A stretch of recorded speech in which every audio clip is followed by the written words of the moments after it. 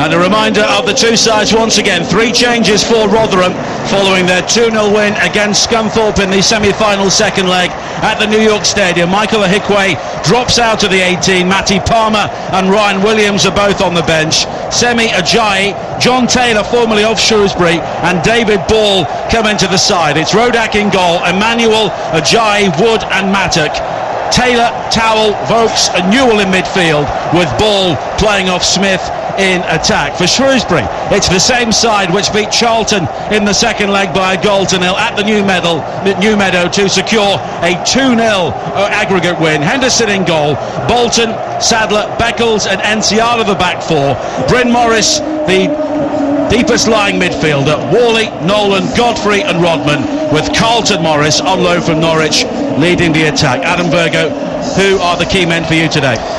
Well, listen, I think it's a really, really good area, especially the midfield for me, for Shrewsbury. John Nolan is a player that's going to make those runs from midfields to try and stretch play and offer a little bit of support to Carlton Morris in that final third. I thought Godfrey over the 2 legs against Charlton was excellent in terms of, I think he's going to be important for when David Ball maybe drops into those number 10 roles, that he's the one who doesn't give Ball too much time. It's really great to see that Newell and Taylor have come into this Rotherham side, that Paul Warren's gone for that forward thinking, going on the front foot, playing out wide in particular to try and stretch Shrewsbury as much as possible with the lone striker that they've got, the 2 up there. So when you start with your 2 strikers, you've got to try and get them into the game early. But for Nolan, for me, for Shrewsbury, and Ball for Rotherham, the 2 players I'll be looking at today to be key.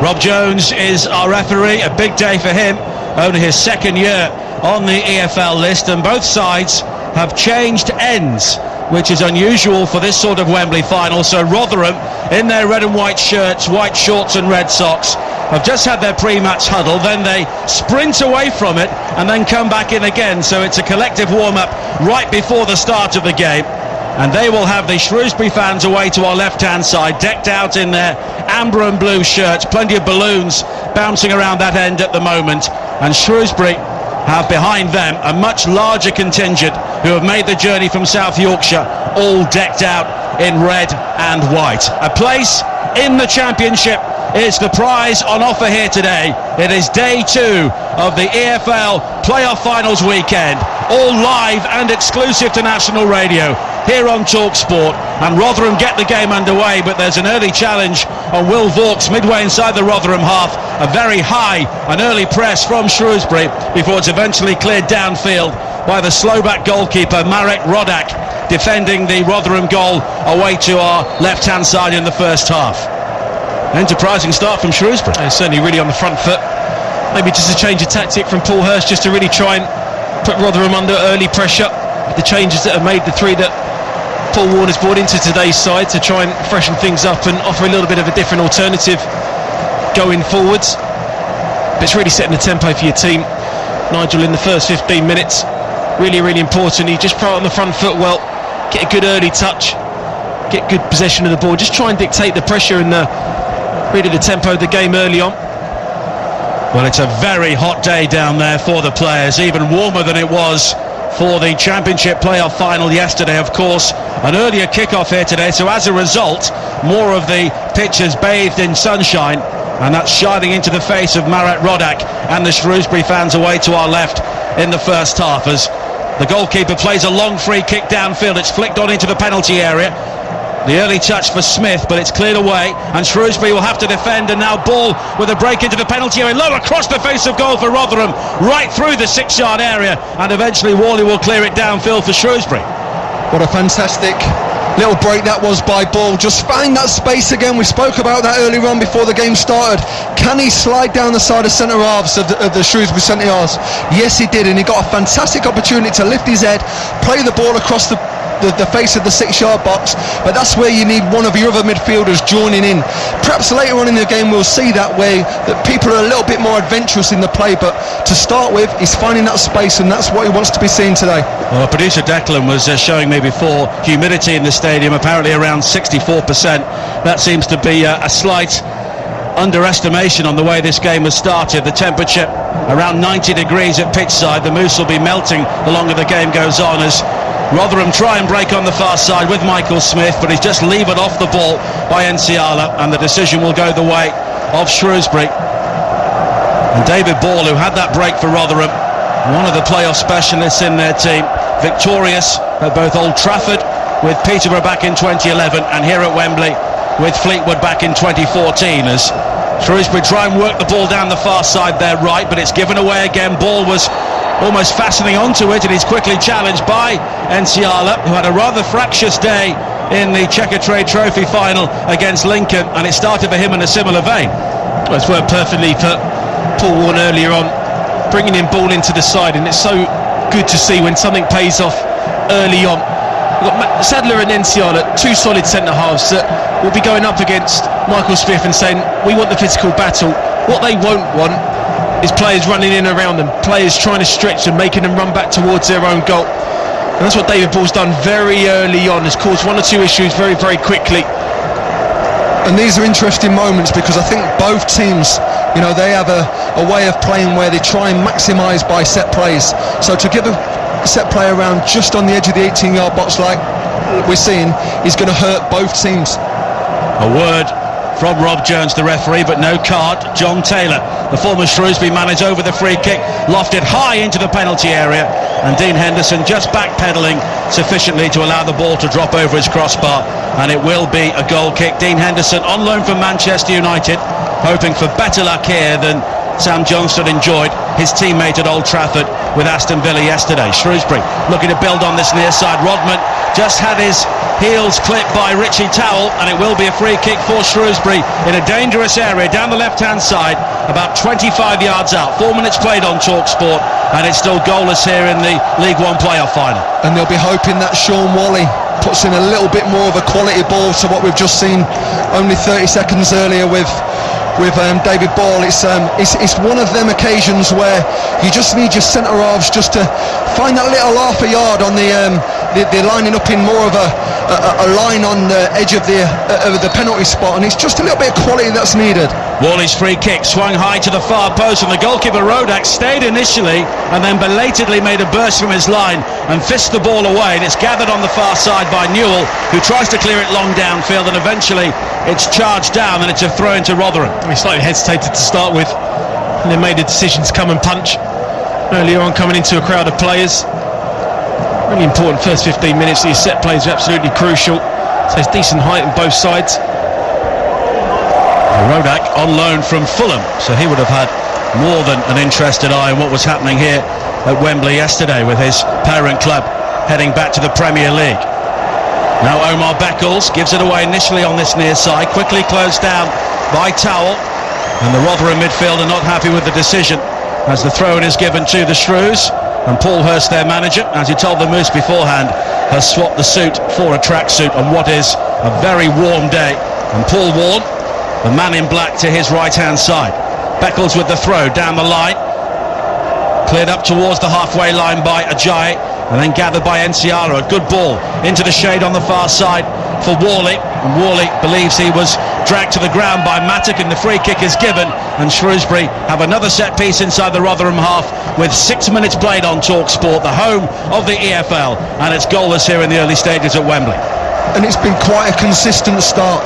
You know, we spoke about this prior to the match kicking off. Second ball's got to be on the second ball, he's got to be winning the second ball, he's got to get a lot of bodies around the area of the play.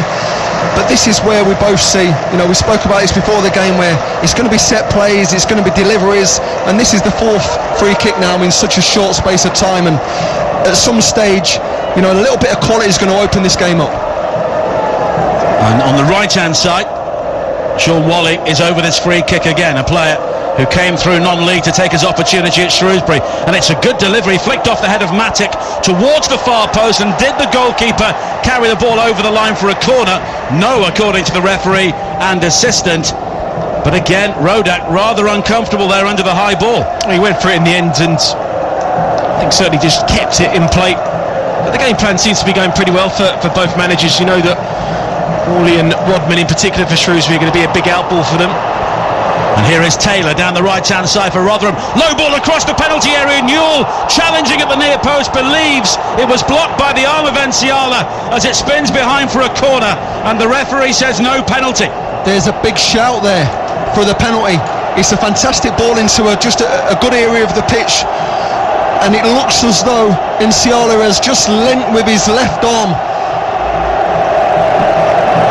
Well, it did seem to come off his thigh first, maybe, so rather like the decision we saw yesterday for Dennis Odoi for Fulham. It would have been very harsh to give the penalty with the second touch up onto the arm, but Rotherham do have the game's first corner with 8 minutes played at Wembley.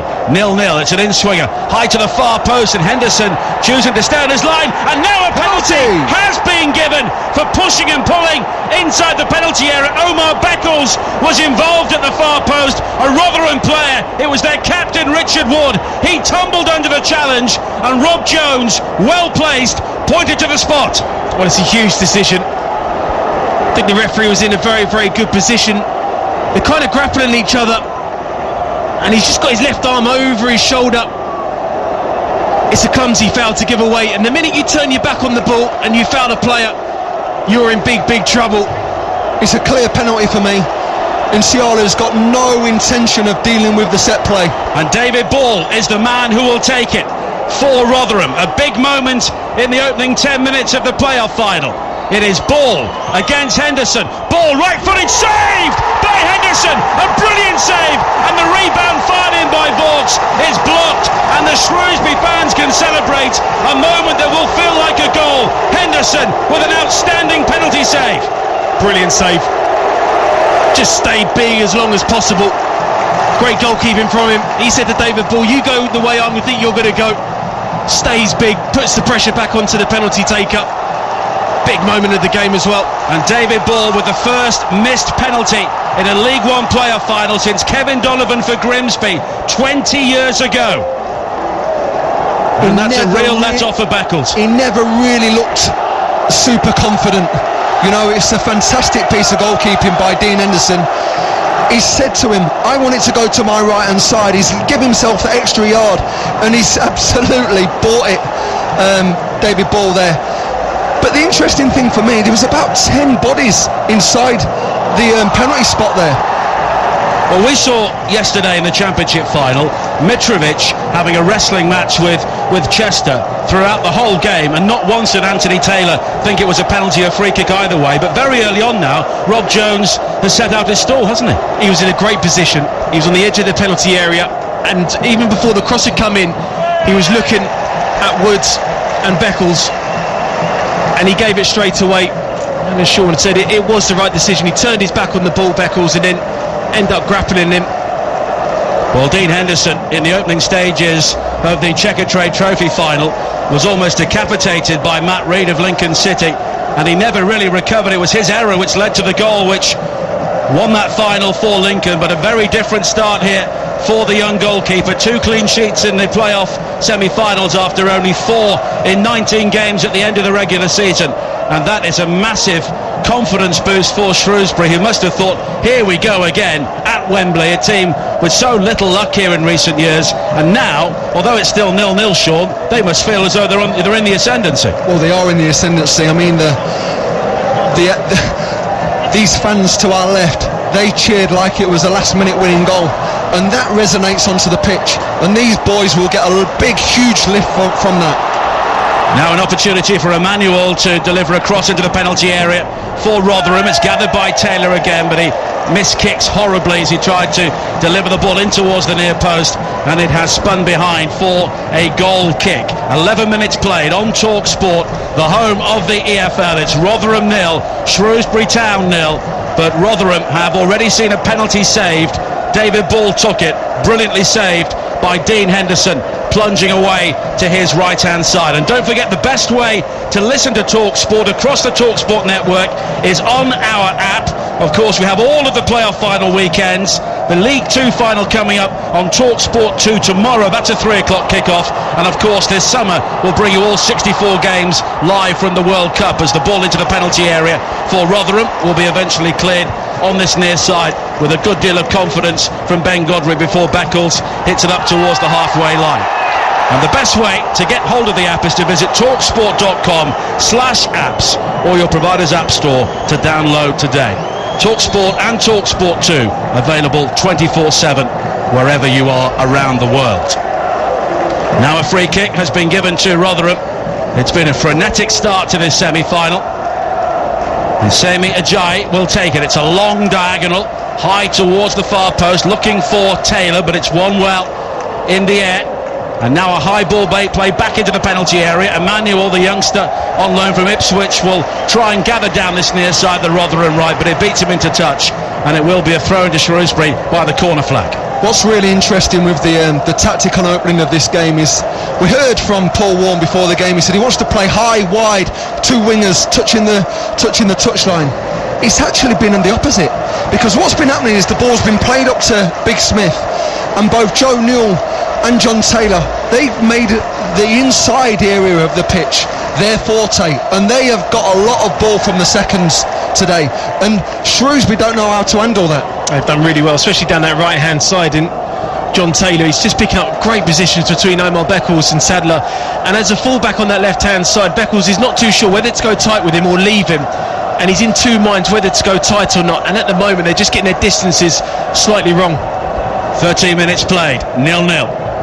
Henderson, the hero for Shrewsbury at the moment, with a free kick long downfield, headed back into the penalty area by Carlton Morris, the Norwich loanee, and eventually it's cleared by Towell, off balance though, and as a result the clearance almost allows Beckles to help it back towards the penalty area, and the final touch was off Josh Emmanuel on this near side, and it will be a throw in to Shrewsbury in the blue and amber, midway inside the Rotherham half. Beckles steps in field and finds the flame-haired Bryn Morris, who will look to attack towards the edge of the penalty area. Then Nolan with the burst forward looks to win the corner, and the final touch was off Richie Towell, and it has gone behind, and Shrewsbury here, having had a massive reprieve within the opening 10 minutes, are looking to pressurise the Rotherham goal once again. The first time Nolan's found a little bit of space in that final third, just putting out to that left hand side.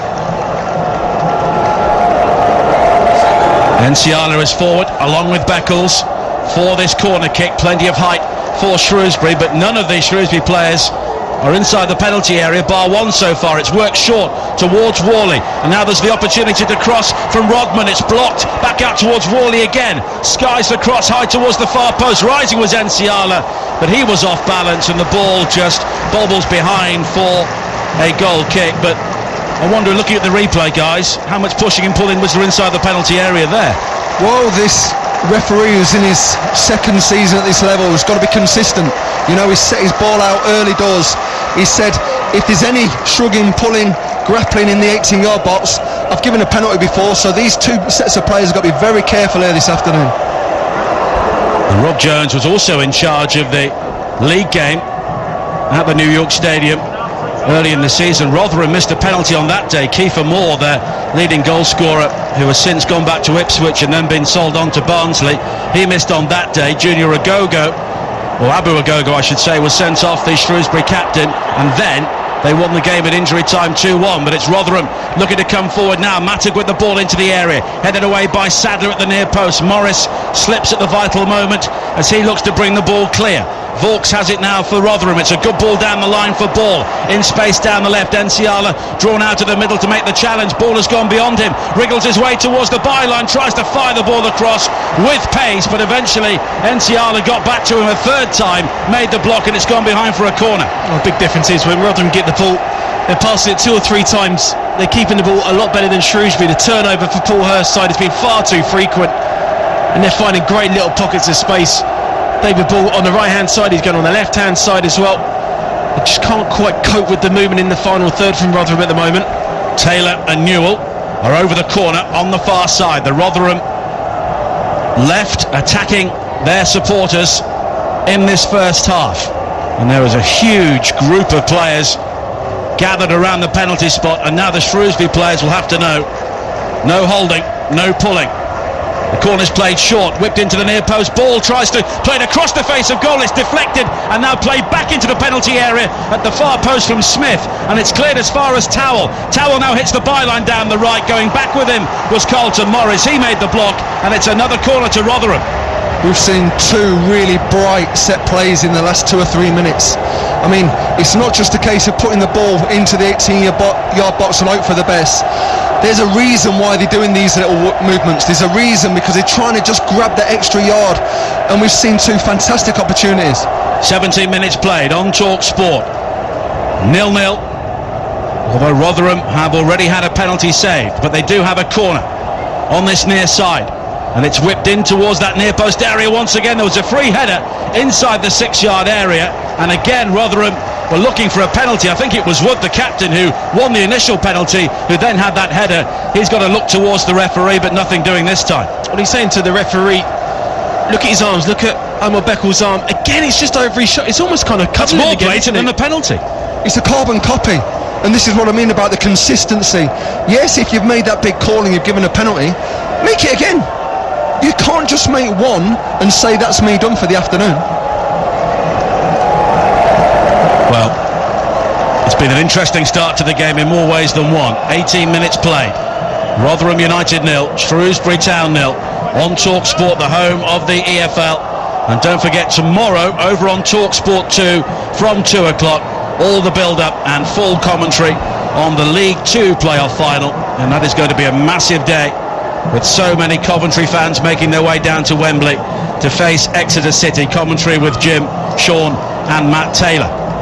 Now Emmanuel back towards Ajayi, the long ball forward for Rotherham once again, and they've tried to mix it up so far, the Millers, and at times Shrewsbury have found it difficult to deal with, but they are still clinging on to that early reprieve given to them via the penalty save from Dean Henderson. And both of the league games this season were won by the away team. Shrewsbury winning in injury time at the New York Stadium, and Rotherham, thanks to a goal from Richard Wood, winning the corresponding game at the New Meadow at a time when Shrewsbury were just beginning to drop off the pace and were maybe thinking about the playoffs rather than automatic promotion, as Will Vauxhall hooks it forward for Rotherham, looking for ball, but Enciala, who wore a facial mask to protect an injury during the Checkatrade Trophy final, but no such problems for him today. He finds his goalkeeper and he clears it long downfield, and there's a missed kick in a crucial area from Wood, the captain, but he's able to recover as Morris looked to bring the ball forward for Shrewsbury. Now Ball with an intelligent ball wide towards the far side for Rotherham. Smith gathers down the left, back in field towards Newell, who tries to bob and weave towards the byline, but the challenge comes in from Enciala, and Worley plays an excellent ball forward. And here is Nolan now, had some space just for a moment down the Shrewsbury right, comes in field to find Worley once again, and now the Shrews have players forward, and it's Worley looking to scamper towards the byline, found by a perceptive ball from Nolan. He turns and crosses high to the far post. Rodman was waiting, but he just lacked the inches at the vital moment. It skimmed across his forehead and behind for a goal kick. It was the first time it's really gone up to Colton Morris of any real quality for him to hold the ball up, bring Nolan into play, the little setback, and then all of a sudden you got Worley making that run in and beyond the centre forwards, which was a great delicate through ball, certainly onside. And then you've got Rodman at the far post trying to come in and win that head up against Emmanuel at the far post, just a little bit too much on the cross, but certainly the best period of play for Shrewsbury in that final third in terms of keeping the ball and playing the ball through the channels. And the spider cam hovers over the Rotherham goalkeeper Marek Rodak as he clears downfield up towards the halfway line, but Worley has it again. It's going to be a really good confrontation between Sean Worley and Joe Mattock on that far side, the Shrewsbury right, and it's the former Leicester man who wins it on this occasion, and it's a throw-in to Rotherham almost on the halfway line, and players on both sides looking to take on fluids at every opportunity on what is such a sultry afternoon here at Wembley. In fact, the free kick has been given to Rotherham for the challenge by Worley on Mattock, and it's played high up towards the edge of the penalty area once again, and it's chested down and volleyed towards goal. It was the chest off from Smith and the volley from Ball, and it whistled over the top. There's no embarrassment by any of these managers here this afternoon. They've got a certain style of play, they're going to be consistent with it all afternoon. It is about getting round the second balls. It's not about playing in your own half. It is about getting the wide areas, trying to capitalise against your full-backs, but more importantly, it's about getting balls into the box at every opportunity. Don't forget, coming up following this game at 5 o'clock, providing we finish in 90 minutes, the final word coming up on TalkSport with Andy Goldstein, Dean Saunders and Perry Groves. And then from 7, it's a season's review across Europe in the Trans-Europe Express with Danny Kelly and his guests, as a long ball is played forward for Shrewsbury again, and Colton Morris again rising to win the header, but there was nobody inside, and it bounces harmlessly into the arms of Marek Rodak. Rotherham I think have recovered well following the disappointment of conceding the early penalty, as Rodak clears long downfield again, and Smith is winning everything in the air at the moment, rising above Sadler to flick clear, but Shrewsbury on this occasion get the ball away, and now there's a break on this near side from Nolan, but he just runs out of room as Ajayi steps across his path, and it will be a throw into Shrewsbury. We're certainly going to credit both sides, because sometimes you come to these finals and they can be very nervy and they don't really play to the principles that have got them to these situation within this season. It's a hot day down there, isn't it? And they're really playing to their potential. Lots of energy being used, so there will be certain moments in the game where you need to try and take this thing out of the tempo a tiny bit, just to try and keep the ball for a period of play. And we'll be down to the touchline and the move shortly, but Rotherham have a throw in midway inside their own half. Emmanuel will take it infield towards Ball, and back towards Ball again from Emmanuel. Taylor looked to make the run into the penalty area, but instead a ball was played through. It was a good looking ball as well to release the run of Taylor, but he was just offside as he looked to sprint through, and the flag is up. Well, it's very hot up here. Moose, are you sweating down there? Oh, Nigel, honestly, I'm melting away here. I'm going to be half the man you saw at the beginning when we had lunch. 82.4 degrees Fahrenheit is what it is actually out on the pitch. It is so hot. The sun has just gone behind a cloud, actually, to give us a little bit of respite. The two managers, by the way, getting on fine, having a chat every now and again, but I can't tell you how much these players are putting into it. It is baking down here. Baking! I'm melting! Well, that's good. Here's Vaux, forward up towards the halfway line. Now Ball with another good ball into the penalty area, looking for Smith, and Smith has won it. It's a poor clearance from Enciala. Smith looking to burrow his way through towards the edge of the penalty area. Wide towards Towell. His cross from the right deflected into the path of Ball. There's another deflection on his shot as it spins wide, and it will be another Rotherham corner with 24 minutes played here on TalkSport, and it's still goalless in the League One playoff final. Well, it's that man David Ball again. You know, everything that goes well for Rotherham here this afternoon is surely going to go through that player. You know, he's such an intelligent player as well. He knows when to go up with Smith. He knows when to drop off. He's got a fantastic rapport with John Taylor on the right hand side, and he's just causing havoc here for Rotherham. Well, they have a corner which John Taylor is going to take against his former club into the penalty area, and it was gathered by Henderson at the second attempt. He was under pressure there, bobbled it initially, and then was able to recover, and he quickly bowls it out towards Rodman on this near side, the only player in the Shrewsbury starting lineup who didn't start the Checkatrade Trophy final, but he also has plenty of Wembley experience following his time under Paul Hurst at Grimsby in the playoff finals in the National League, and also a couple of defeats in the FA Trophy. Rodman now plays it back towards the halfway line, and there is space and time for Ben Godfrey. Now Nolan, a decent move building for Shrewsbury, but Nolan is quickly closed down by Emmanuel.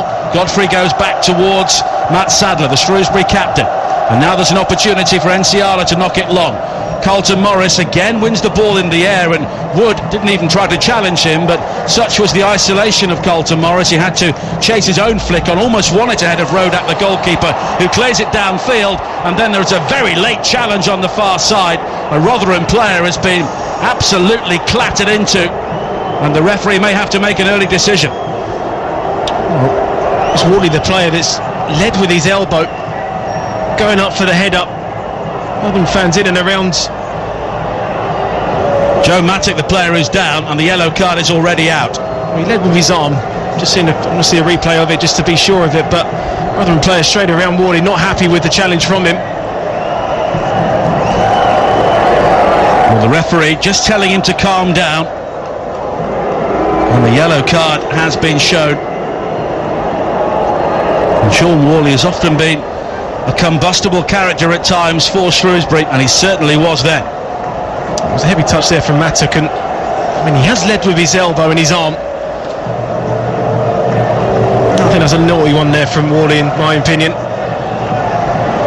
Well, he's been booked for the 7th time this season, and it's a free kick for Rotherham out on the far side in the small welcome patch of shade on the Wembley playing surface. Enciala was all over the back of Smith there as they challenged for the high ball, but nothing came of it, and in the end Shrewsbury get the decision, and they will get the opportunity to clear with the free kick. And you predicted before the game, Sean, it might be an attritional game. It didn't start like that, but maybe it's developing into one now. I think you're right. It's one of them occasions where, you know, we're here, we're in a heated vessel ourselves. Imagine what it must be like to play down there, 82 degrees, and at times it's going to show. You know, you can't play with the tempo that these two teams are going to play with for 95 minutes. There's going to be lulls in the game, and we've just hit one. Emmanuel turns and clears under pressure from Rodman. It's a good clearance as well, but the flag is up. Ball coming back from an offside position, and he's caught out only 10 yards or so inside the Shrewsbury half, and it will be a free kick for Paul Hurst's side. And as we were saying, he has plenty of Wembley experience. Before the Checkatrade Trophy this season, he had back-to-back playoff finals with Grimsby in the National League, lost the first one to Bristol Rovers and won the second against Forest Green back in 2016, and he'll be hoping for similar fortunes for his side today following their 1-0 defeat here to Lincoln City in the Checkatrade Trophy final, which was live on TalkSport 2 back in April. Another long ball played forward, which is won in the air by Wood above Carlton Morris, but the second ball has been won by the Shrews. Worley plays it wide to the far side. He was looking for the width, but in the end the pass was overhit, and it's a throw into Rotherham by the corner flag, and Joe Mattick is the man who will take it. I feel sorry for Carlton Morris, because the quality of ball into him's not been great. He's always been fighting with the two centre halves, where you look at the quality of ball into Michael Smith in the final third. For him, it's been a lot better. He's had a good touch on him. That's where he can bring the likes of Ball and Taylor into play.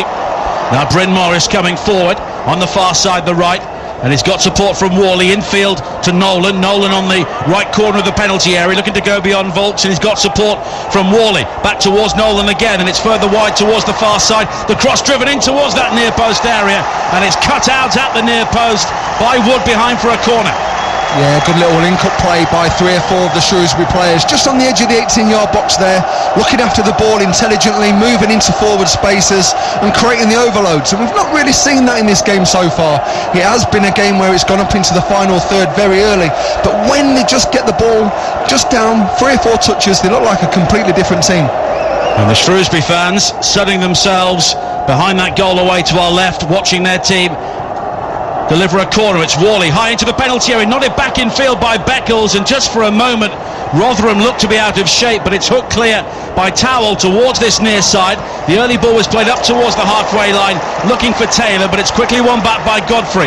And now Nolan links up with Rodman down the Shrewsbury left, and Nolan has the opportunity to maybe deliver a cross. Emmanuel slips at the vital moment. Nolan's cross, and Morris with the header, which is wide. It was always going wide. There were a few oohs and ahs from the Shrewsbury fans behind the goal, but I think Rodak had that covered. Just past the post. But Sean just alluded to it a couple of minutes ago, where finally they just have an extra touch in the final third, Shrewsbury, and that just allows players to get a little bit more quality in the pass in that final third.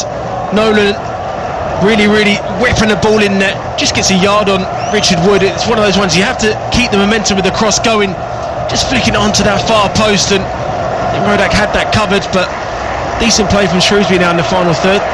31 minutes played, 0-0. But if you've just joined us on TalkSport, Rotherham seeing an early penalty saved. David Ball's effort kept out superbly by Dean Henderson. Now Taylor with a low ball into the penalty area from this near side, the right, and it's sliced high into the air by Morris behind for another corner to Rotherham. And there are more Rotherham supporters here. They have more areas of the lower tier here at Wembley, which has been predominantly used for this playoff final. There are also plenty of Rotherham fans in the upper tier behind the goal away to our right. The Shrewsbury fans not occupying the corporate areas for this game, but I would imagine a crowd in excess of 40,000, which is pretty good for a third tier game in English football. Taylor will take the corner for Rotherham on this near side. It's in towards that near post area again, and the downward header this time is in, and it's the captain Richard Wood who delivers the opening goal for Rotherham. Jubilation for the fans who have made the journey down from South Yorkshire. Their hero in the semi-final has delivered the opening goal here at Wembley. Richard Wood, Shrewsbury 0, Rotherham 1. Well, he's been absolutely brilliant from set plays, Richard Wood, and he has caused Omar Beckles all sorts of problems every single time. He won the penalty, and he's got a great run on him. and it's the perfect delivery just outside the 6-yard box, and then it's just down to a desire to time your run, and he got it brilliantly right, heads it down. It's a really well taken goal, perfect delivery in, times his run to perfection. Brilliant goal from a set play.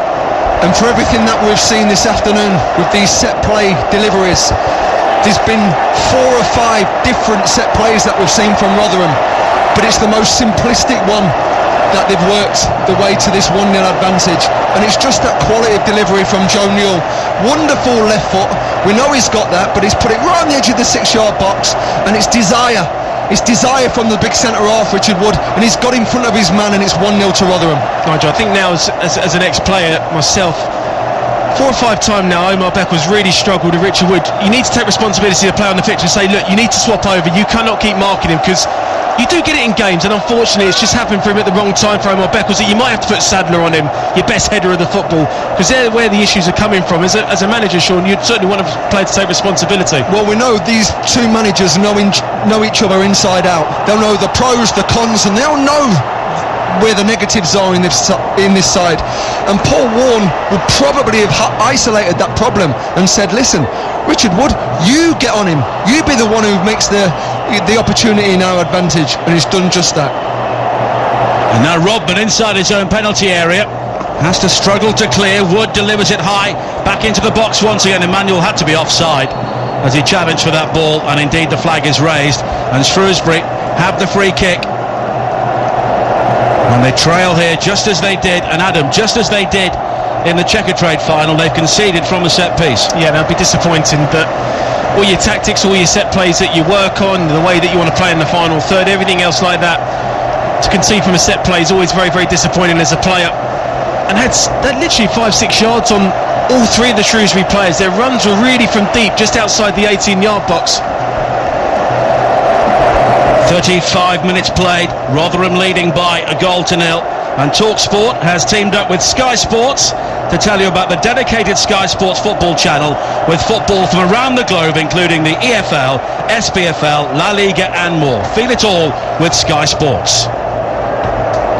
A throw in for Rotherham, which Emmanuel will take. Rising to head clear is Beckles, but on 2 occasions now he has been a key man in key incidents inside the Shrewsbury penalty area, and he looks to be a player at the moment who seems to have the weight of the world on his shoulders. There'll be one player out there who can't wait for this first half to end, and it will be the big man, unfortunately. You know, he's a leader, he's a big compromising centre half who's playing at left back for Shrewsbury, and he's not done his job, unfortunately, and that's the disappointment.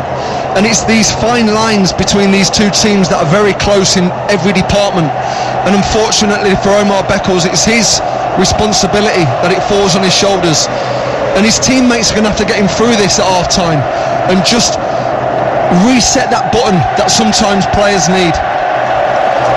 Well, in 27 previous League One playoff finals in which there have been goals, on only 4 occasions have the side who conceded first come back to win. And of course Rotherham were one of those back in 2014 when they were 2 goals down to Orient, and Alex Revel scored a couple of quick goals. You'll remember Steve Evans' heavyweight charge down the touchline, and Alex Revel is watching his former club here today, and he'll be delighted with the way things are going. So there's one thing with Paul Warne's side this season, is that when they've taken the lead, more often than not they've kept it. And they're very, very strong when they don't have the ball. They're talking about that work rate before, and that's really going to come after play now.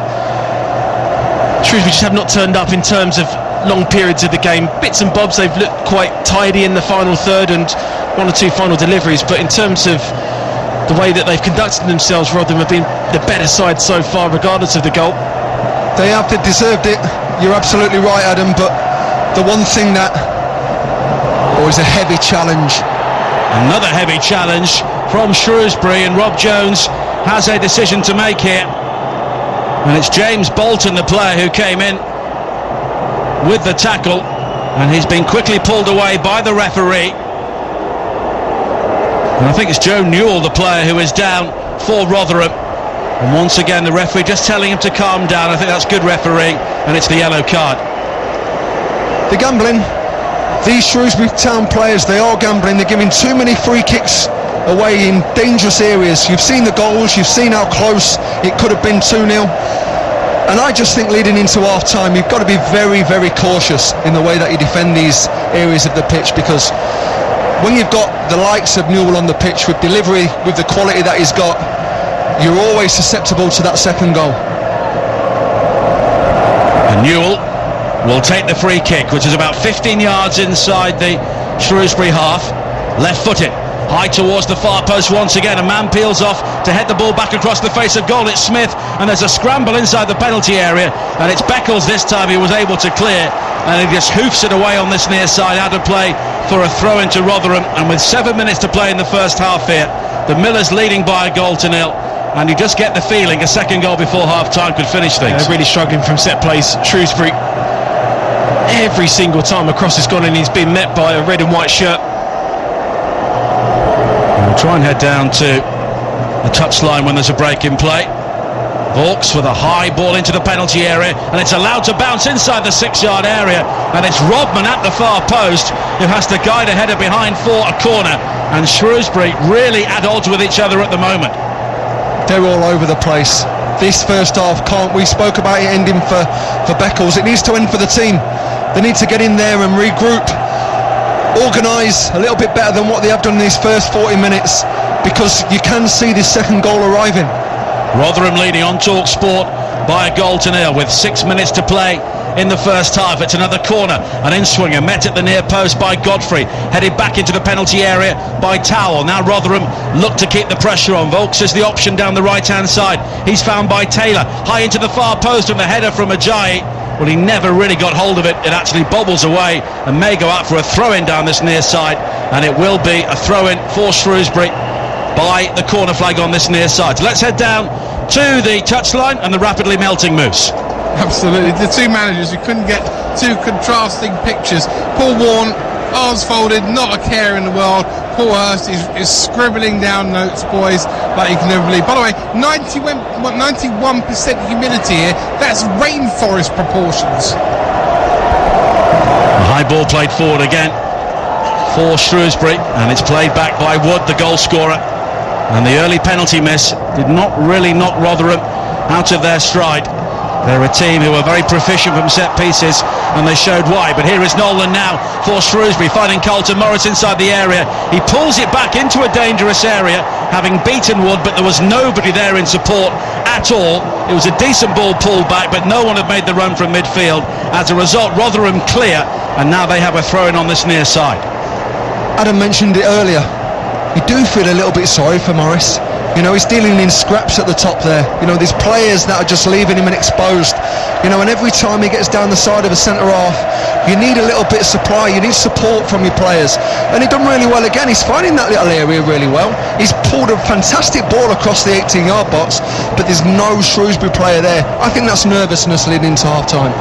But now it's won back well by Rodman on this near side, the left, but as he tried to ride the challenge of Vaux, the former Tranmere man is able to clear, and it will be a throw-in for Shrewsbury. And Paul Hurst, 15 years a player with Rotherham, enjoyed back-to-back promotions from the 4th tier to the 2nd tier, alongside Paul Warne under Ronnie Moore. And there were great times at what was Millmoor before the move to the new stadium, but he's getting very little sympathy from his former club at the moment, as another long ball is played forward for Michael Smith to chase, and he's won it well down this near side on the right for Rotherham. Had support coming quickly from John Taylor, but he was unable to find him. But the ball will just spin out of play via a Shrewsbury boot, and it will be a throw-in for Rotherham on this near side. 42 minutes played in the first half here at Wembley on a stiflingly hot day. And just like yesterday, we've seen a first half goal. Rotherham leading here by 1-0, and on the balance of play, deservedly so. Josh Emmanuel, who was a regular for Ipswich at times in the Championship last season, takes the throw-in. And back there defending is Godfrey to clear up towards the halfway line, nodded away though by Wood, and then flicked on down this near side and out of play by Rodman, and it will be a throw-in for Rotherham. And he just sensed that the Shrews are hanging on for half-time here and the opportunity to cool down, literally and figuratively, and try and sort a few things out. Emmanuel will take the throw-in. He's got support from Towell, and he plays it down the line, and Rotherham are just doing the simple things well, and they've done it really right from the start, Adam. I don't know if Paul once played a bit of reverse psychology before the game, talking about 4-4-2. I haven't really seen them play as a 4-4-2. They're more like a 4-2-3-1. And I think it's really stifled Shrewsbury. I don't think they know how to really cope in the final third in terms of trying to mark the runners. The distances between Shrewsbury midfield and Morris is far too big at the moment. The turnover is far too frequent. They can't squeeze themselves up at the moment. Newell delivers across him from the left-hand side. Smith is able to flick the ball on outside the penalty area, but it will be gathered by Emmanuel now. He's got the opportunity to isolate Rodman, deliver the cross, which he does. Left-footed, high into the penalty area, nodded away at the far post, and then volleyed towards goal spectacularly, and just over the top from Richie Towell. A great technique there. Just bounced perfectly for him. Just used the laces, and then it just kind of doesn't quite get the dip. Going underneath the crossbar, good cross coming in, winning those second balls, pinning Shrewsbury back in. So they can't wait for half time to come quick enough for her side. They just cover areas of the pitch really well, Rotherham. You know, they play percentages really well, and that's not being negative towards them. They just know what the game plan is. And when you talk about players turning up, every single Rotherham player's turned up for this first 45 minutes, and that can't be said for the same for the Shrewsbury Town players. There's too many big players who have performed all year that are just labouring through this first half, and that needs to change if they're going to have any joy in the second half. Well, they finished 8 points behind Shrewsbury Rotherham, but as we so often see, that counts for very little in the playoffs. But here is Beckles with a charge forward down the left-hand side. The cross is scraped away by Ajayi at the near post, and now Towell will look to try and exploit the space which Beckles has vacated, but Shrewsbury do a very good job of just smothering that chance. It was Ben Godfrey who's been quiet in the game so far, cutting off the route to goal for Joe Newell, and Enciala is able to find the captain, Matt Sadler, who of course has Premier League experience following his time with Birmingham City, and his sort of leadership will really be required the longer the game goes on, because at the moment this is almost a carbon copy in terms of open play of the Checkatrade Trophy final. Well, they've just not turned up in the first half. Too many players on a big pitch. You need to get players on the ball. Rodman and Warley haven't been into the game enough. But here is Bryn Morris looking to charge forward now. His shot takes a deflection. They appeal for handball as it ricocheted into the penalty area, and it was gathered by Rodak. There'll be 2 minutes of added time, and Ajayi did have the arms raised there, and maybe Morris had a point. Yeah, we spoke about the areas of the pitch where you can get a little bit of joy when you're breaking the lines through this Rotherham United team, and Shrewsbury, just for once, and they've not been in the game for the last 15 or 20 minutes, just found a little bit of space where they can find that joy. But I think they're clutching at straws here at this moment in time. There needs to be a massive turnaround in this half-time team talk. Carlton Morris was caught there by Wood, but he plays it wide towards the far side. Nolan wasn't really able to exploit the advantage, and will the referee pull it back? I think he may have at least a word with Richard Wood, and it may be a card for the captain, because Morris there had the opportunity to link up with his midfield players, and he was cut down cruelly by Richard Wood. It was certainly a free kick, and I thought the referee Rob Jones was looking to play the advantage. I'd much rather the free kick a little bit more central than a throw-in. Well, we're into 2 minutes of added time at the end of the first half, and the throw-in is wasted by Shrewsbury, thrown straight out of play on the far side by Bolton beyond Warley, and in many ways that sums up the way the first half has gone for Shrewsbury Town here. They had the early reprieve, the penalty save from Dean Henderson, and they failed to capitalise, and they've conceded what they will regard as a rather soft goal, direct from a set piece, headed in by Richard Wood, who scored here for Sheffield Wednesday in the 2005 League One playoff final, and he's repeated the act here 13 years later for Rotherham United. Maybe one final chance for Shrewsbury to attack in the first half. Here is Nolan out on the far side there, right. The referee has a look at the watch. Nolan forward towards Morris. Now Warley infield towards Nolan again, and there goes the half-time whistle, and it's been all Rotherham so far in terms of goalmouth action. The early penalty, David Ball's effort, kept out brilliantly by Dean Henderson, but Rotherham were not knocked out of their stride, and Richard Wood heading home a corner has put them within 45 minutes of an instant return to the Championship. At half-time at Wembley, it is Shrewsbury Town 0, Rotherham United 1.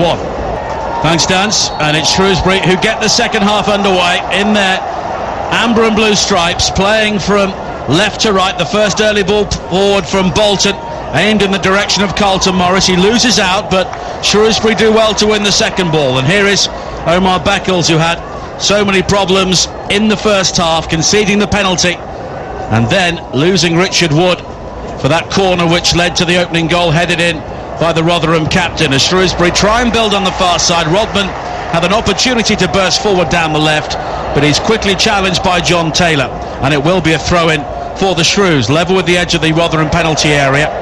And Nolan just slips, and a number of players were slipping and sliding on the playing surface during the first half. Rotherham clear, but it's quickly returned by Bryn Morris, looking for Carlton Morris. Ajay takes a touch and he's pressurised by Morris, and it spins out of play in the end, but Rotherham get the decision and they will have the opportunity to clear their lines. A reminder of the two sides: Rotherham, Rodak in goal, Emmanuel, Ajay, Wood and Mattock, Taylor, Towell, Volks and Newell, Ball playing off Smith up front. For Shrewsbury, Henderson in goal, Bolton, Sadler, Enciala and Beckles, Worley, Nolan, Morris, Godfrey, with Rodman playing off Carlton Morris. And it's a free kick which the Slovak under-21 international Marek Rodak will take for Rotherham. Down the line on the far side there, right. Shrewsbury clear initially, then it's returned by the head of Richard Wood, who's scored headers in both the semi-final against Scunthorpe and here today in the final. Rodman tangling with Emmanuel, who goes to ground, doesn't get the free kick, and then Emmanuel is quick to his feet, and it looked initially as though he caught Rodman, but in the end Rotherham get the decision on the far side. Slightly more tempo from Shrewsbury in the early stages of this second half. Morris trying to put pressure on the defenders, of trying not to let them clear it. Midfielders playing slightly higher to stop them, just getting a little bit of time in that midfield area to get on the half turn and get the ball forward.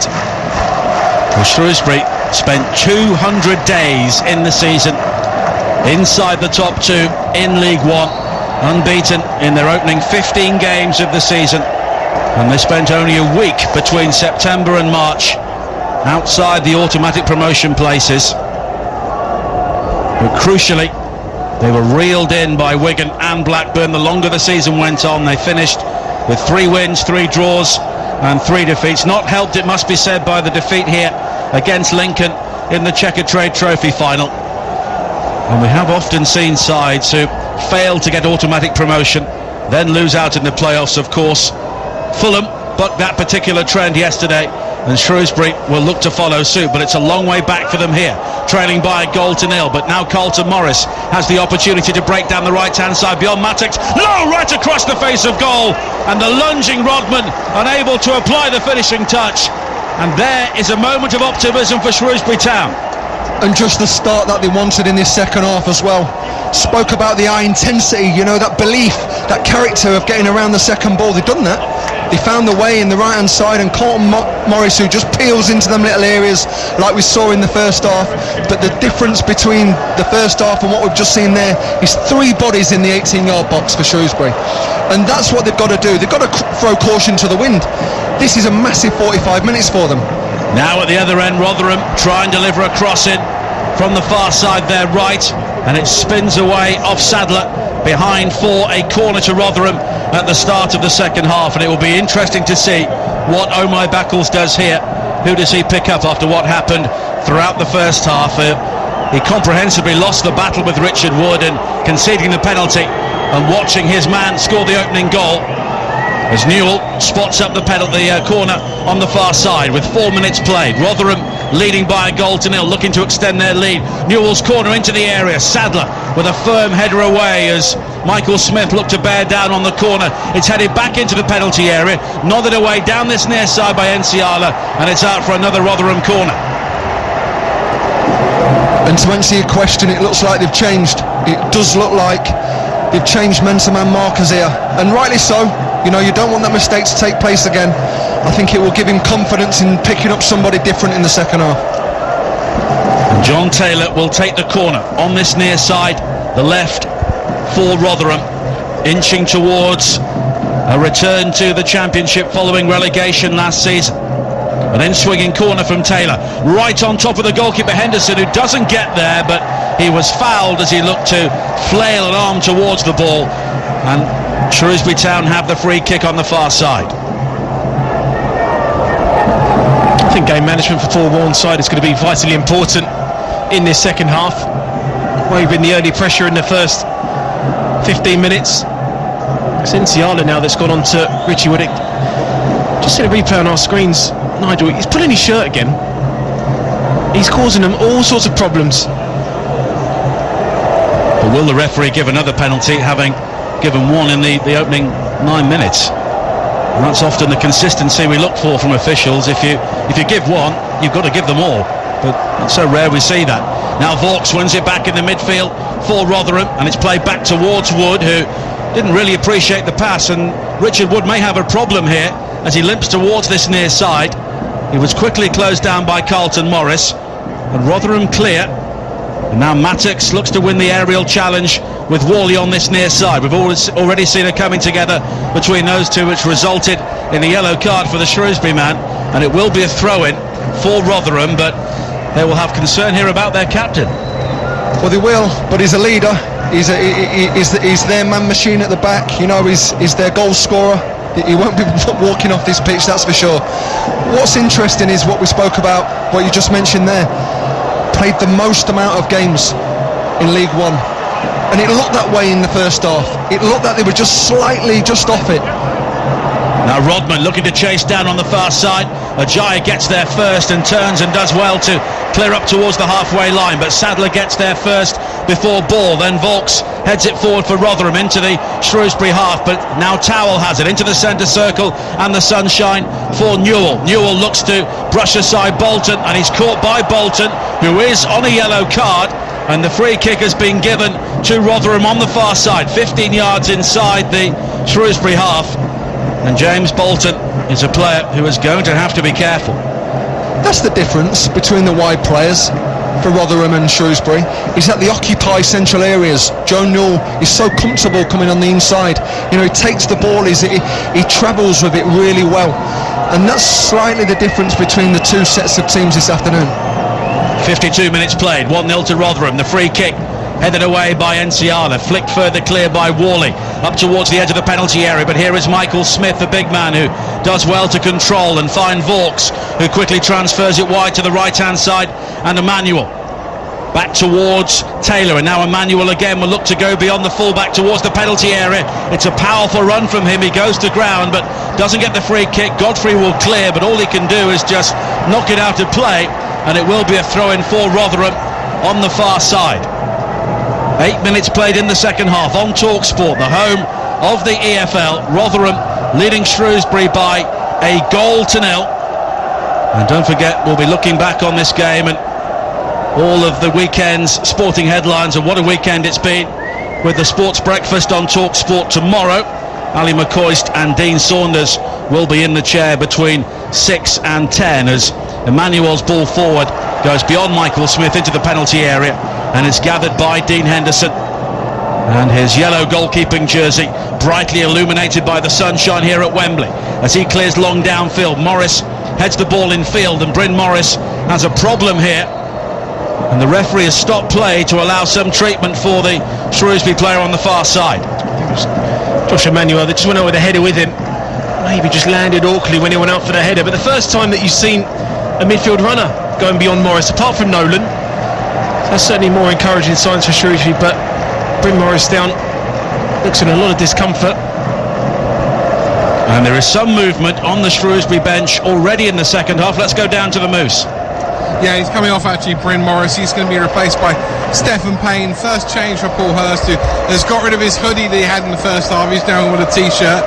His team have been better, and now here comes his first change with Stephen Payne entering the field. And Stephen Payne scored an injury time winner for Shrewsbury at Rotherham during the regular season when they were down to 10 men. The man sent off on that day was Abu Wagogo, and really they've missed him, haven't they, Adam, because he just gives them a bit more bite in midfield. Well, he's been a massive loss for them, really has, and the captain as well, just that motor in the middle of that midfield area that's been missing, especially today in particular on a big pitch when you need to try and break up play at an early source. But rather than the midfield players that they've got in terms of the quality, probably set now with Morris coming on and Stephen Payne coming on, but be surprised if this is not a 4-4-2 from Paul Hurst's side now. Well, Morris just been helped towards this near side, and it will be a positive change. We mentioned Abu Agogo, and he would have brought some much needed playoff experience in the Football League to the Shrewsbury team. He was part of the Dagenham side which beat Rotherham in the League Two final here back in 2010. But it's Stephen Payne who did come off the bench during the Checkatrade Trophy final, and he will do so here in what is a far bigger match with a place in the Championship on the line. And I think the Shrewsbury fans appreciating that change so early in the second half, because they really have to go for it here, and Payne will give them a bit more muscle and a bit more drive up top. Really interesting now, you know, the dynamics of the game's changed with the two centre forwards occupying the back four for Rotherham.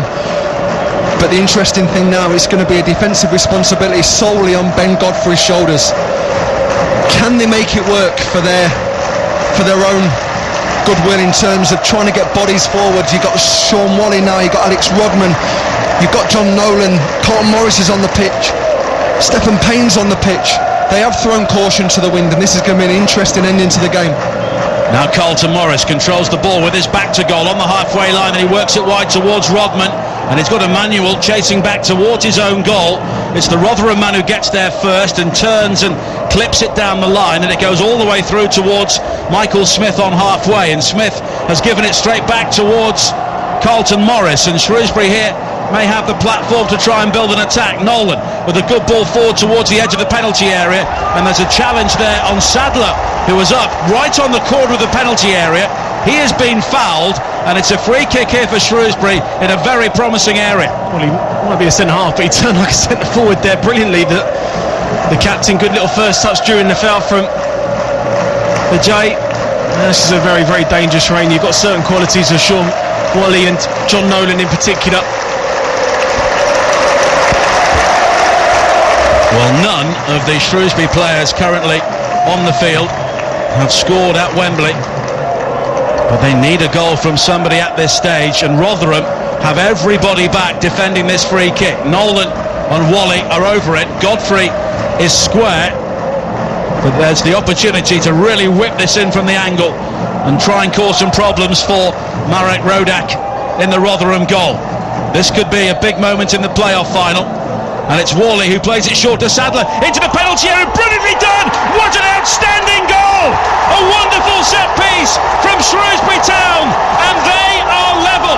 Alex Rodman got the final touch straight off the training ground and into the Rotherham net, and the side who looked to have lost their way at Wembley yet again are level in the race for the Championship. 1-1. What a fantastic set play that is. I don't think you're going to see a better set play at any level. Just the creativity of it to start with, the audacity to start and try and end it the way that they've done it at Wembley of all places. A wonderful, wonderful finish. It's a brilliant, brilliant goal. Rodman starts on the outside of the wall. He's got no intention of being involved, and he just peels off it. Sadler drops short, and then he just flicks it round the corner. You do that 100 times in training. How many times does it work? Every time. And when you do it in a big, big game, more often than not, it doesn't come off. But fair play to them to do that in as pressure situation as what they are at the moment, Shrewsbury. Real credit to them. I was going to say, it takes some cojones to do that in the playoff final, doesn't it? Well, when you're 1-0 down as well. Well, what a moment for Shrewsbury. And real credit to the manager. Real credit to Paul there, because he's stuck to his guns. They've worked on that, they've mentioned it. And now Carlton Morris is charging forward again now. Shrewsbury looking to break and maybe get the second goal. He had support to his left from Stephen Payne, but he tried to go all the way himself. The challenge finally comes in. Carlton Morris has gone down on the edge of the penalty area, but all Shrewsbury will have is a throw-in on this near side, and it's all blue and amber away to our left-hand side. A couple of blue smoke bombs have been let off as well. And the Rotherham fans, who must have been sat there thinking their side were just edging their way back towards the Championship, now know their side are in a real struggle here. Looks to be a big problem here as well. Took a real heavy knock there as he went through 2-on-2. Carlton Morris got a big kick on his ankle from, I think it was Richard Wood. But going back to the goal, I was looking at both the benches and it was pure confusion in the Rotherham technical area. There was an overload at the back post. There was too many in the walls to start with. There was secondary. It was like they was in a daze. They couldn't handle the set play, and ultimately it's cost them. Well, while there's a break in play, let's head down to the bench and see what the reaction was to that goal from the Moose. Oh, I tell you, Paul Hurst jumped up and down. I think he's going to make another substitution. He's certainly getting a couple of subs warmed up. Meanwhile, I turned round to four of the Shrewsbury guys who sat just behind me. I said, "Blimey, that was a good training ground goal." One of them joked he'd never seen it before. He said, "We only brought it out for today." I'm not quite sure he's telling the truth on that one. But I tell you what a goal off the training ground. And there were Shrewsbury fans sitting right next to where we are, right by the benches, who were absolutely jumping up and down for joy. They're finally back in this game. And Alex Rodman, who came through the National League with Paul Hurst at Grimsby Town in a playoff final, has got the goal to give them some hope here, more than hope. I'll be honest with you, I haven't given him enough credit because it's a well-taken goal in terms of the set play. But his first touch inside the 6-yard box, then his second touch very quickly to lift it over the goalie is of real quality. The first touch is not right, that's not a goal. Well, Morris is back on his feet and back in the action for now as Rotherham have a throw-in down this near side. We played 61 minutes at Wembley, 1-1 in the League One playoff final here on TalkSport. Of course, if it's level at the end of 90 minutes, we will have extra time and maybe even penalties, and 9 previous finals in League One have gone to extra time as a long ball is played forward for Shrewsbury again, and Ajayi is able just to shepherd the ball back towards Marek Rodak. What have you made of the second half from Rotherham, Sean, in terms of their tempo? Do you think half-time come wrong for them? Quite possibly. The dynamics have surely changed. You spoke about the way that Shrewsbury came out the traps for the second half. They were more vibrant, they were more energetic, they did win more balls to the second balls, and ultimately they've got the goal. And now you're looking at the bench for Rotherham saying, well, what cards are you going to be playing now? Because there's 30 minutes of normal time to play, and the ascendancy's completely changed into Shrewsbury's hands. Well, Carlton Morris is down once again, and it's a second heavy challenge in a couple of minutes, and you'll be surprised here if he'll be able to continue. And you look at the Shrewsbury bench, they've got Linnell, John Lewis. He could be somebody to maybe come. I mean, he's the likely option if Paul was going to keep with his 4-4-2, which at the moment is working perfectly for them in terms of the two players. It's a decent outball for them, but the momentum of the game has changed massively with the goal. Just look at these fans to the left of us. I mean, Rotherham have just responded, and rightly so, because for the large parts of the game they have been the better team, but the dynamics have changed. In the moment now, Shrewsbury are right in this moment, and they look like the team that can take this game forward. They look like the team that understand when you play against one goal down. They've done that so many times this season. Well, there is going to be a change. Let's go down to Ian Abrahams. Yeah, Linnell John Lewis is the man who's coming on. He's just put his number 14 shirt on, and John Lewis, I'm told, is going to come on for Morris, although Morris, it looks like he's going to limp back onto the pitch. But of that change, I expect to be made next time the ball goes out of play. Cheers, Moose. And Linnell John Lewis has scored at Wembley. He was on the mark for Grimsby when they lost the playoff final under Paul Hurst in the National League against Bristol Rovers back in 2015. But then Grimsby came back the following year and beat Forest Green, and I'll be hoping for some sort of history to maybe repeat itself here for Paul Hurst following Shrewsbury's defeat in the Checkatrade Trophy at the start of April. And Shrewsbury have such a poor playoff record in the league. They did get promoted back into the Football League by beating Aldershot in a penalty shootout in non-league back in 2004. But since then, it's been a couple of playoff defeats here in League Two at Wembley. As a free kick has been given to Shrewsbury against Sadler caught by Michael Smith, and Rotherham all of a sudden are getting absolutely nothing going forward. Just on the front foot, aren't they? The back four of Shrewsbury, they've been a lot tighter to Michael Smith, where in the first half he was getting time to get hold of the ball. He was laying the ball off very, very easily, and it was quite an easy first half. Now the tempo's with Shrewsbury, they're on the front foot a little bit more. That tempo that was missing in the first half is there now to see. Here is confirmation of that change. Lionel John Lewis comes on for Carlton Morris, who rips off his shirt. And he looks a frustrated figure as he heads straight down the tunnel. I don't know if that's frustration with him being substituted or the frustration of him being perhaps hacked for the last 10 minutes. Lionel John Lewis is under the first long ball, which is won by Matic, but the clearance only falls to a blue and amber shirt. Here is Bolton on this near side. Now Worley with an opportunity to go beyond Matic and deliver the cross. It's deflected off Matic, spins into the penalty area, bounces up over the head of John Lewis and into the arms of Marek Rodak, the Rotherham goalkeeper. 66 minutes played. Rotherham 1, Shrewsbury 1 in the League One playoff final here on the home of the EFL TalkSport, part of our 500 games across the TalkSport network. We have the League 2 playoff final on TalkSport 2 tomorrow. That's Exeter against Coventry with Jim, Sean and Matt Taylor. And we also have the 2 England warm-up games before the World Cup next Saturday at 5:15 kick-off against Nigeria on TalkSport, and the following Thursday at Elland Road it will be Costa Rica against England before we all head to Russia.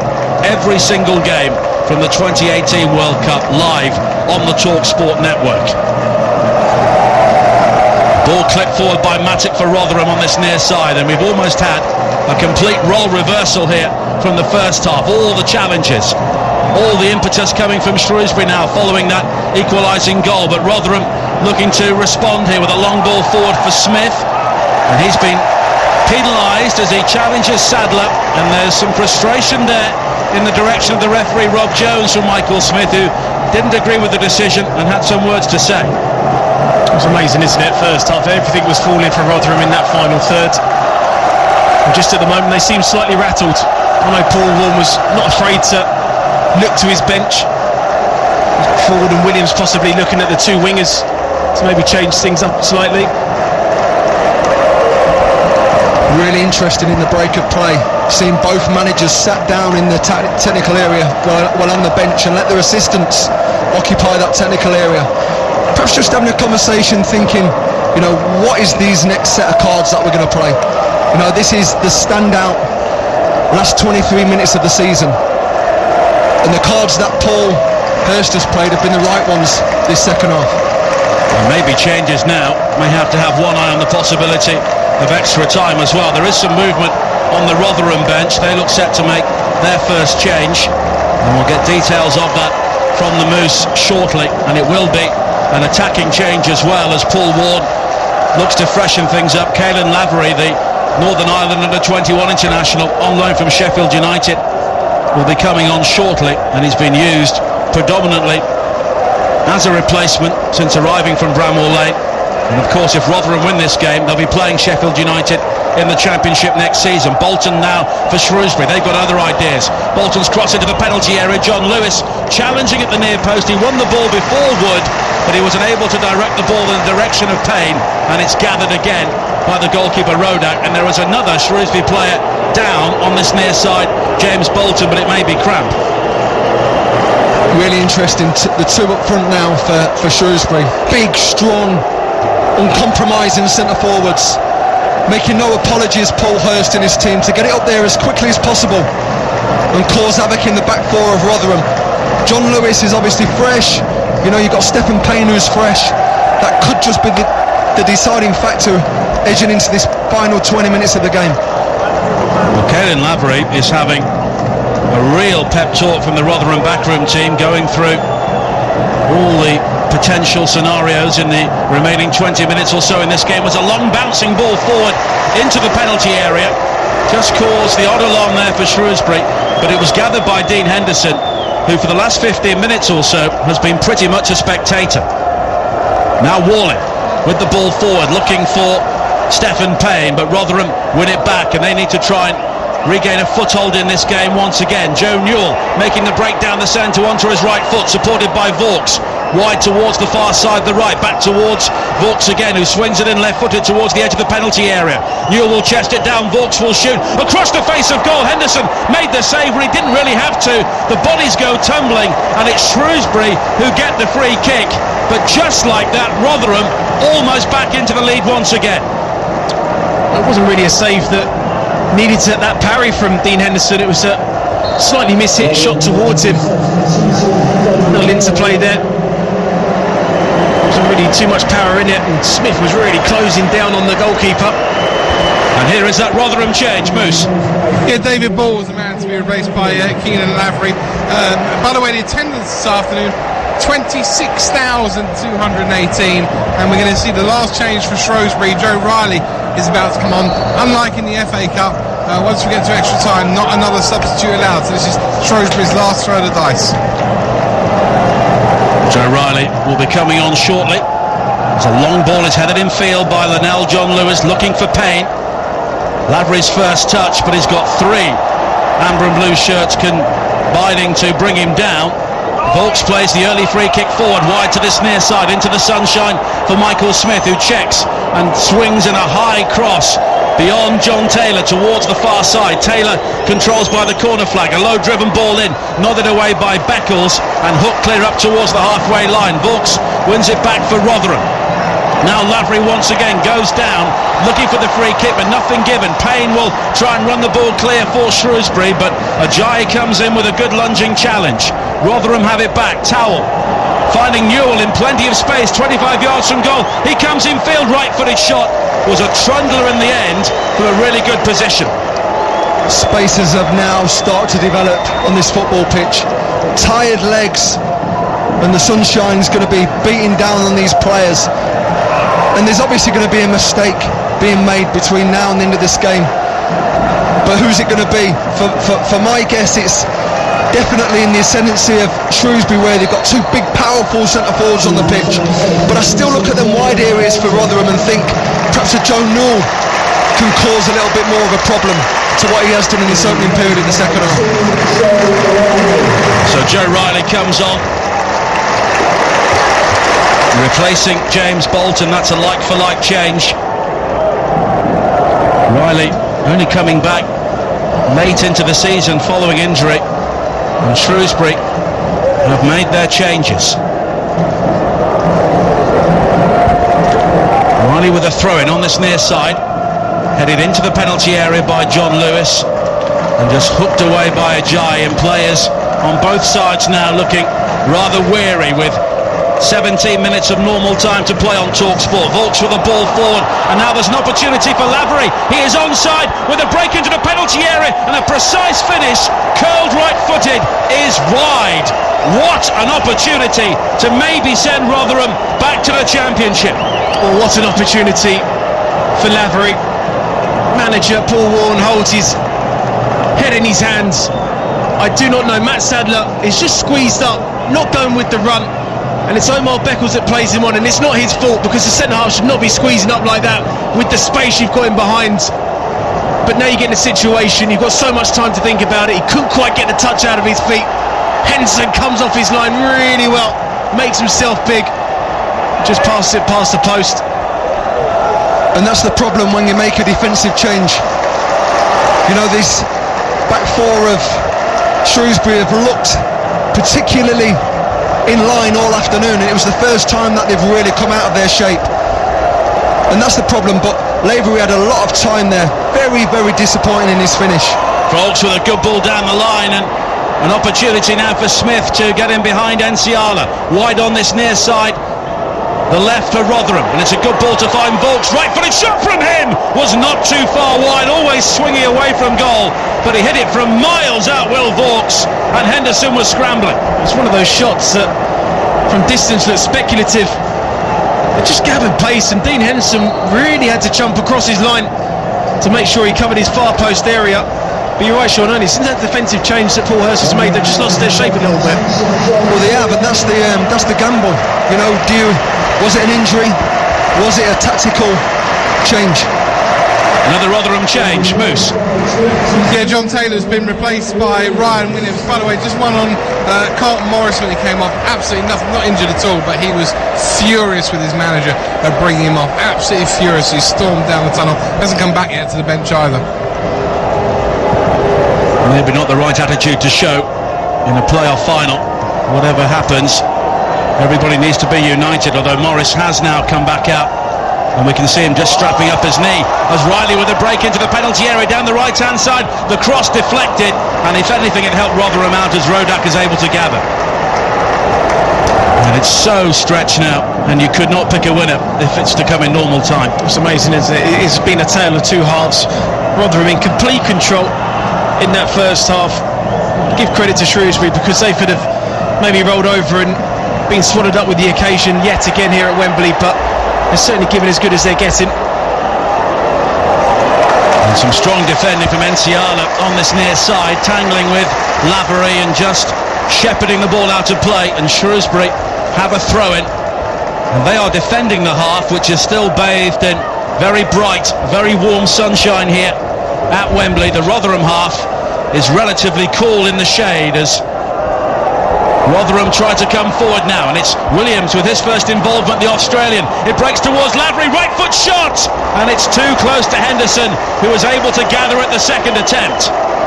And it's them inside spaces again that have just got Rotherham back into this game. Not a lot of joy on the outside, two strong fullbacks for Shrewsbury, but it's the inside spaces, and now that Williams is on and Newell's on, they look a little bit more assured in the game. 13 minutes to play, 1-1 at Wembley in the League One playoff final here on TalkSport, the home of the EFL. And if we go to extra time, the final word will follow at the end of this game, whenever that is. We could yet have a penalty shootout here, as Godfrey does superbly well to win it back for Shrewsbury. Now John Lewis charging forward, options left and right. He goes to the right-hand side of Worley. Three wait for the cross. Worley delivers high to the far post. It's too deep, and Rodman, though, will be able to keep the ball in play. Now what can he do from that wide area? He's got support from Beckles in the left-back position. Thinks about the cross and eventually delivers it left-footed high towards the far post. John Lewis is there to head it back across the face of goal, but the ball had gone behind, and that's a real let-off for Rotherham. What an opportunity there for Shrewsbury. Ben Godfrey has got the ball and he's drove probably 30-40 yards through the centre of the pitch, but John Lewis made the wrong decision. He's got himself in front of John Lewis, and all Ben Godfrey needed was a little slide ball, a little slip-in, and he would have had a 1v1 with the goalkeeper, and he's turned out to go wide. They're the opportunities that you've got to capitalise on. And Marat Rodak just lingered there in the back of the goal, just manipulating his right hip as he made his way back out to take that goal kick, and we need to keep an eye on the Rotherham goalkeeper away to our right. That's one thing you can say about Rotherham this season is the strong finishers. Do love a late goal as well in the last 15 minutes. And it was Shrewsbury who won in added time at the New York Stadium in the early stages of the season when they were flying high, and Rotherham were in the lower reaches of the table. They were 13th at the start of December before their imperious march towards the playoff places. And they were never shaken from fourth despite a mediocre end to the season by their standards. Vaux with the long ball forward again, looking to test the fullback Riley, who's just come on, but he gets there before Lavery and does just enough to knock it out of play long down the line, and it will be a throw-in to Rotherham. And we have 11 minutes to play here at Wembley on TalkSport, the home of the EFL. And this game may be heading to at least another 30 minutes here. Rotherham, the dominant side in the first half, missing a penalty, taking the lead, but it's Shrewsbury with a real test of character to come back as Lavery tries to poke a ball into the area down the left-hand side, but it's gathered comfortably by Dean Henderson. And yesterday we saw Aston Villa come back strongly against Fulham in the second half, but never really looked like scoring. But Shrewsbury have offered more of a threat here today as Henderson clears downfield, nodded away by Wood, only as far as Worley, early into the penalty area. Ajayi's clearance is straight to John Lewis, low shot from him across the face of goal, but it was always dragged wide. It wasn't really a confident clearance from Ajayi when it came into him. And When it came to Linnell, John Lewis just tucks on his right foot, comes inside the 18-yard box, but doesn't quite get the connection on it.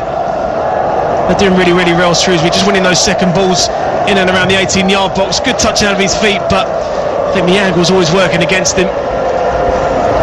We said it was going to come from a mistake, and it nearly did there. It was a real poor defensive clearance there by Ajay. And now Lavery chasing at the other end, going down on the edge of the penalty area. Enciala's clearance across his own penalty area. Henderson tries to gather, and as he's challenged by Williams, he does so at the second attempt. Sean. No, I was saying, you don't want to be that man. You know, this team, Shrewsbury, they've seen what a mistake costs and what it looks like in the first half. And they do look like a different team in the second half. They have got a little bit more strength and firepower, but they still look, both teams still look a little bit nervous in their defensive thirds. Henderson clears long downfield for Shrewsbury once again. Matic with the defensive clearance on the edge of his own penalty area. Flicked away towards the halfway line, and Towell has been clipped by Sadler, and it will be a free kick for Rotherham. We have 9 minutes to play at Wembley. Don't forget the League 2 playoff final, exclusively live to national radio on TalkSport 2 tomorrow afternoon with Jim, Sean and Matt Taylor. The coverage starts at 2 o'clock. Exeter against Coventry to replace one of these two sides in League 1 next season, and that is going to be some occasion, with so many Coventry fans packing out Wembley for the second season running. Now a long free kick for Rotherham into the penalty area is nodded on by Taylor, looking for Williams, but again that is good defending from Omar Beckles, and he will be feeling a whole lot better about life now in the second half. Well, he's done well second half, fair play to him. Good reaction as well, shows great character. Had a bit of a torrid first half with the goal and the penalty, but I think he's done very, very well this second half to be comfortable. And the crowd on the big screen, as the Moose said, 26,218, and that, I think they've mistaken a 2 for a 4, because having seen the Checkatrade Trophy final here at Wembley, there is far more than 26,000 people here today, but maybe that will be corrected later on. I think there's almost 26,000 Rotherham fans here, but a long goal kick cleared downfield. John Lewis will flick on towards the edge of the penalty area, and Emmanuel is called off it by his goalkeeper. And Rodak is not moving completely freely as he looks to take a goal kick away to our right-hand side. Inside the final 7 minutes now, 1-1 at Wembley. If we have extra time, the final word will be coming up at the end of this game, and we could yet have a penalty shootout, just as Rotherham endured back in 2014. They came from behind on that day, and they've given up a lead so far here today. Payne controls the ball well with this back to goal, midway inside the Rotherham half. Walling finding Nolan, and now Godfrey, who has really run the game at times in the second half after being overrun at times in the opening 45 minutes. Beckles with the early ball forward, cut out by Wood, but it's a slice clearance from him wide to the far side, and Ajayi gets the final touch as he leaps, and it will be a throw in to Shrewsbury. And this is where the dilemma comes as a manager and a coaching staff. Do you go for it this final 10 minutes, or do you just hold fire and wait for extra time? Are you going to be that team who just edges closer to perhaps pushing one or two more attack-minded players into areas where they could exploit the opposition, or do you wait and see what develops? Well, you could wait to see and then regret that all summer, and maybe beyond that, as Shrewsbury looked to win a corner on the far side, but the final touch was off Nolan, and it's gone behind for a goal kick. And we've seen it plenty of times in playoff finals, Adam, over the years. Teams maybe thinking about extra time and been done at the death. What I do is concentration's absolutely key now. So a lot of these players have had a long, hard season, and the energy sapped out of them today in terms of the heat and the conditions. Paul does have one substitute left in the bag to use if need be. Maybe just keeping that in his back pocket for now, as Williams down the right-hand side plays a low ball in towards the near post behind Newell, and it's cleared away by Sadler. Now hooked forward again by Vaux into the area, nodded down by Caelan Lavery, and Omar Beckles is there just to hook the ball over his shoulder up towards the halfway line. It's allowed to bounce. John Lewis will try and tangle with Ajayi, and Vaux will head it square towards Mattocks. Rotherham looking to press now as we head towards the final 5 minutes of normal time. 1-1 on TalkSport in the League One playoff final. Beckles doing well to Rob Williams initially, and then he's given the ball straight back to him, and here was an opportunity for Rotherham to break low in towards the near post, and that's an excellent intervention by Sadler, really bailing out Beckles there, whose error nearly produced a Rotherham goal again. There's some serious tired legs now. You can see it. And here is Wood threading the ball through. Here's an opportunity for Taylor to win it, and Smith is denied superbly by Henderson. Michael Smith striding through, and it was the trailing leg of Henderson which kept Shrewsbury alive. Brilliant goalkeeping. Just comes off his line quickly, and you need a little bit of luck, and he doesn't get that, Michael Smith, because when it comes to it, just clips the back of his heel and almost runs away from him. Good period of pressure now from Rotherham. Good areas of passing the ball forward early. Towell finding Williams, but there's an excellent challenge from Godfrey, the man on loan from Norwich. Worley with the early ball forward, wide to the far side. John Lewis looks over his shoulder, then realises it was intended for him, and it's out of play for a throw into Rotherham. What a chance that was for Smith. It really was. We spoke about this substitution that's took place for Shrewsbury, and it's just created a little bit of a disbalance in the back four. Once again, that attacking play, that forward pass by, I think it was Joe Newell who put the ball into Michael Smith, and I fancied him. I thought he would have a little bit more just conviction in his finishing, but fair play to the goalkeeper. He's just saved it right at the last step with his right foot. Well, he had Lavery looking for the tap it into an empty net, Smith, if he'd kept his head up, but it's very easy to say that from up here. 87 minutes played, Rotherham coming forward again now, and it's Mattock all the way forward from fullback, but he doesn't get there. Enciala finds his goalkeeper, and it's cleared downfield, but Towell filling in for Mattock finds Newell. Everybody out on their feet out there at the moment. Lavery's ball in field breaks off. Beckles wide to the far side, and the early cross into the penalty area from Williams will be a real disappointment for Rotherham, straight into the arms of Dean Henderson. I'll be disappointed with that. Ryan Williams plenty of time to look up and put a better quality ball in, but since the substitution of James Bolton coming on and Joe Riley, the back four of Shrewsbury have just lost their shape completely. They're not playing as a back four. One squeezes up, one drops off. Very, very rigid, where in the first half they were struggling, but they were playing as a four, but individually they weren't getting it right up against their opposition player. Godfrey's won the ball for Shrewsbury on the edge of the penalty area. Now Worley coming in field, left foot shot from him, and that's a good save by Rodak in these situations to keep it out and keep Rotherham alive. It's a great save. He's not had an awful lot to do this past 10 or 15 minutes, but it was a fantastic long-range shot by, was it Worley? Fantastic long-range shot by Worley with his left foot. Went through about 5 or 6 bodies, and it was a great save by the goalie. Now it's Rotherham's turn to come forward. Shrewsbury's offside trap is all over the place. Lavery wide to the far side. He was looking for Smith, but sliding in to make the challenge was Nolan, and it's a corner to Rotherham with 2 minutes to play. Brilliant midfield tracking there from John Nolan. The defensive side now, when you haven't got the ball, is absolutely vital that you stay with your men. If you see a run, it might not be your man, but you have to go and work and get across. I can't call this. This is anyone's game. Absolutely anyone's game. Well, it's a corner for Rotherham, and of course their goal came from a corner towards the end of the first half. Newell has gone across to take it. Everybody bar Worley is defending inside the Shrewsbury penalty area, and it's curled in towards that area now, and it's headed towards goal. It was Vauxhall who rose highest. No power though, and it looped gently into the arms of Henderson. Stunning delivery once again by Joe Newell. He really has been on the money with his set plays. Now it's Riley coming forward on this near side for Shrewsbury. It's almost like basketball at the moment, but it's a very tired game of basketball. He played it infield towards Worley. Worley gave the give and go, and Riley didn't go. 1-1 it remains, and the players don't know it, but we will be shortly heading into 5 minutes of added time at the end of this game. We are into the 90th minute now.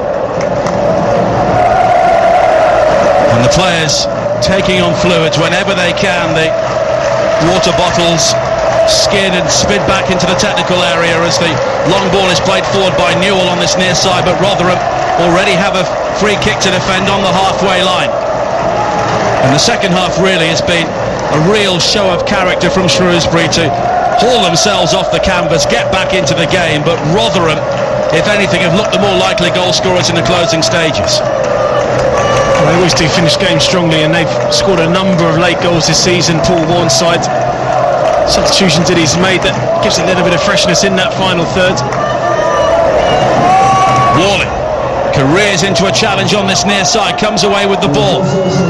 Confirmation from Scott Duncan, the fourth official, of 5 added minutes as Worley chases into the penalty area for Shrewsbury, and his route to goal is cut off very quickly by Wood at the expense of a throw into Shrewsbury, level with the edge of the Rotherham penalty area, in the shade on this near side.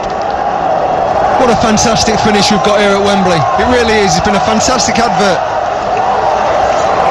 John Lewis looking to win the ball at the near post. It's bobbling and bouncing before Matek hooks the ball away. Beckles will try and get there first before Williams for Shrewsbury. Helps it back down the line, but Emmanuel will find Williams. Infield towards Emmanuel again. He goes down, but the ball has already gone out of play, and it will be a throw-in to Shrewsbury. And we played nearly a minute of the 5 added minutes at the end of normal time here.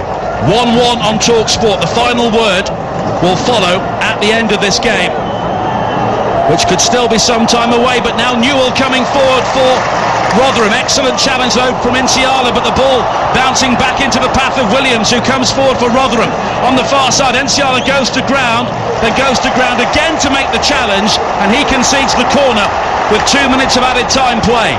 Well, they certainly need to defend better than what they did on their last corner. Shrewsbury, when that cross came in from Newell, and a free header within the 6-yard box. Yes, they didn't get quite the power on it. There are Shrewsbury fans around us going through absolute agonies at the moment as they watch their side defend a corner here. The Rotherham fans at the other end of the stadium wait on their feet expectantly. A goal now and they are surely back in the Championship. Newell with the corner. It's an in-swinger. Henderson comes, doesn't get there, beaten to it by Wood. It breaks towards this near side. Taylor delivers the cross back into the penalty area. It's chested down, Volks with a shot. Left-footed and high over the top into about 15,000 very relieved Shrewsbury Town fans. Real tired strike by Volks there on the edge of the box. These guys are getting ready for extra time. Mentally, they're preparing themselves now. They're going to have to go into the depths of their energy levels. You know, this is it. This is the final curtain, guys. You've got to regroup now and take it into extra time. Cleared downfield by Henderson once again. John Lewis will jump, but he's beaten to it by Wood. And Vaux has gone down and stayed down momentarily for Rotherham. Now Smith. The high ball played forward looking for Lavery. Sadler gets there first, then hesitates, and the ball is knocked forward by Vaux looking for Lavery, but he'd stepped offside, and the free kick has been given to Shrewsbury, and we have played 3 minutes of the 5 added minutes at the end of normal time. It's still 1-1. You can tell the players are very, very tired because of their concentration level. 3rd minute of injury time, you want to settle back forward, you want a good line there. Sadler's gone into the midfield area, nowhere near going to be winning the ball. It creates a space for the ball in behind. Both managers pacing around their technical areas, 2 old friends. One of them maybe in the Championship next season as the long ball forward is cleared away. Both of them might be in the Championship next season if things fall a certain way. Now Smith coming forward for Rotherham on the far side, the right. He's quickly challenged, but in the end the ball is almost lost by Shrewsbury. Then they win it back and Sadler will come in and make the challenge, and Nolan can bring the ball clear. That was tenacious defending from the Shrews. Have they got the energy to build one final attack? Nolan with the early ball forward. John Lewis will chase. Matek waits for his goalkeeper, and Rodak eventually arrives. They're all shattered on. A tired ball there from John Nolan. Both sets of players, haven't they, Sean? They've given absolutely everything today, haven't they? I'm not sure about you guys, but I'm delighted this is going into extra time. I've really enjoyed this second half. 2 teams going for it, hammer and tongue, not left an inch on the field. They really haven't been. A credit to both sets of football clubs and fans and everyone, but more importantly to themselves as a group of players. That's all you want to do, is you want to leave everything out there, and they've got a great opportunity now for that final 30 minutes. but they may not need it. Here is Williams coming forward now for Rotherham, cutting in field from the right. The shot, brilliantly saved by Henderson. What a save to keep his team in the contest. Williams must have thought he'd won it, but Henderson flung himself to his right to palm the ball away. Well, he's been absolutely brilliant with the penalty save, and now this save right at the end. The freshness of Williams. Beckles is out of position. He's coming in. It's just that little step over to cut inside, stand up. Brilliant save, hits it across. Brilliant touch to take it around the post. Wonderful save. That could have been the championship for Rotherham there and then, but they still have a corner. We have played the 5 added minutes. This is the game right here. This is the season right here. Newell will take the corner. So much pushing and pulling inside the penalty area. Newell in towards the near post. Two Rotherham players collide. It's nodded down by Wood. It's blocked, and the referee has blown the full-time whistle. Rotherham almost won it right at the end, but for the 10th time in playoff history, the League One final is heading to extra time. It has been an extraordinary second half, and it's finished for now. Rotherham United 1, Shrewsbury Town 1.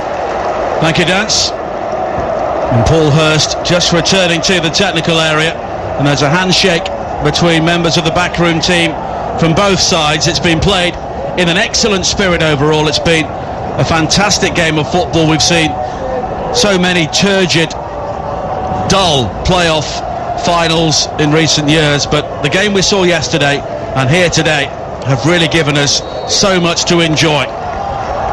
Shrewsbury get the second half underway in their amber and blue stripes, playing from left to right. 1-1 the scoreline, 2 periods of 15 minutes, and if we're still level, we will have a penalty shootout to decide who plays in the championship next season. Now an early break on this near side for Michael Smith, and it's a good ball into the penalty area, almost picking out the run of Lavery, but Shrewsbury will clear, and they will have taken so much belief in the way they came back in the second half. Smith now with a challenge on Riley, but it's a throw-in for Shrewsbury. And how much energy do you regain during that short break? Not a lot. To be honest, you're just trying to get your mental state just back into the game a little bit, and just take each half as it comes. First 15 minutes, get through that. Don't look towards the end of extra time and anything that's going to happen.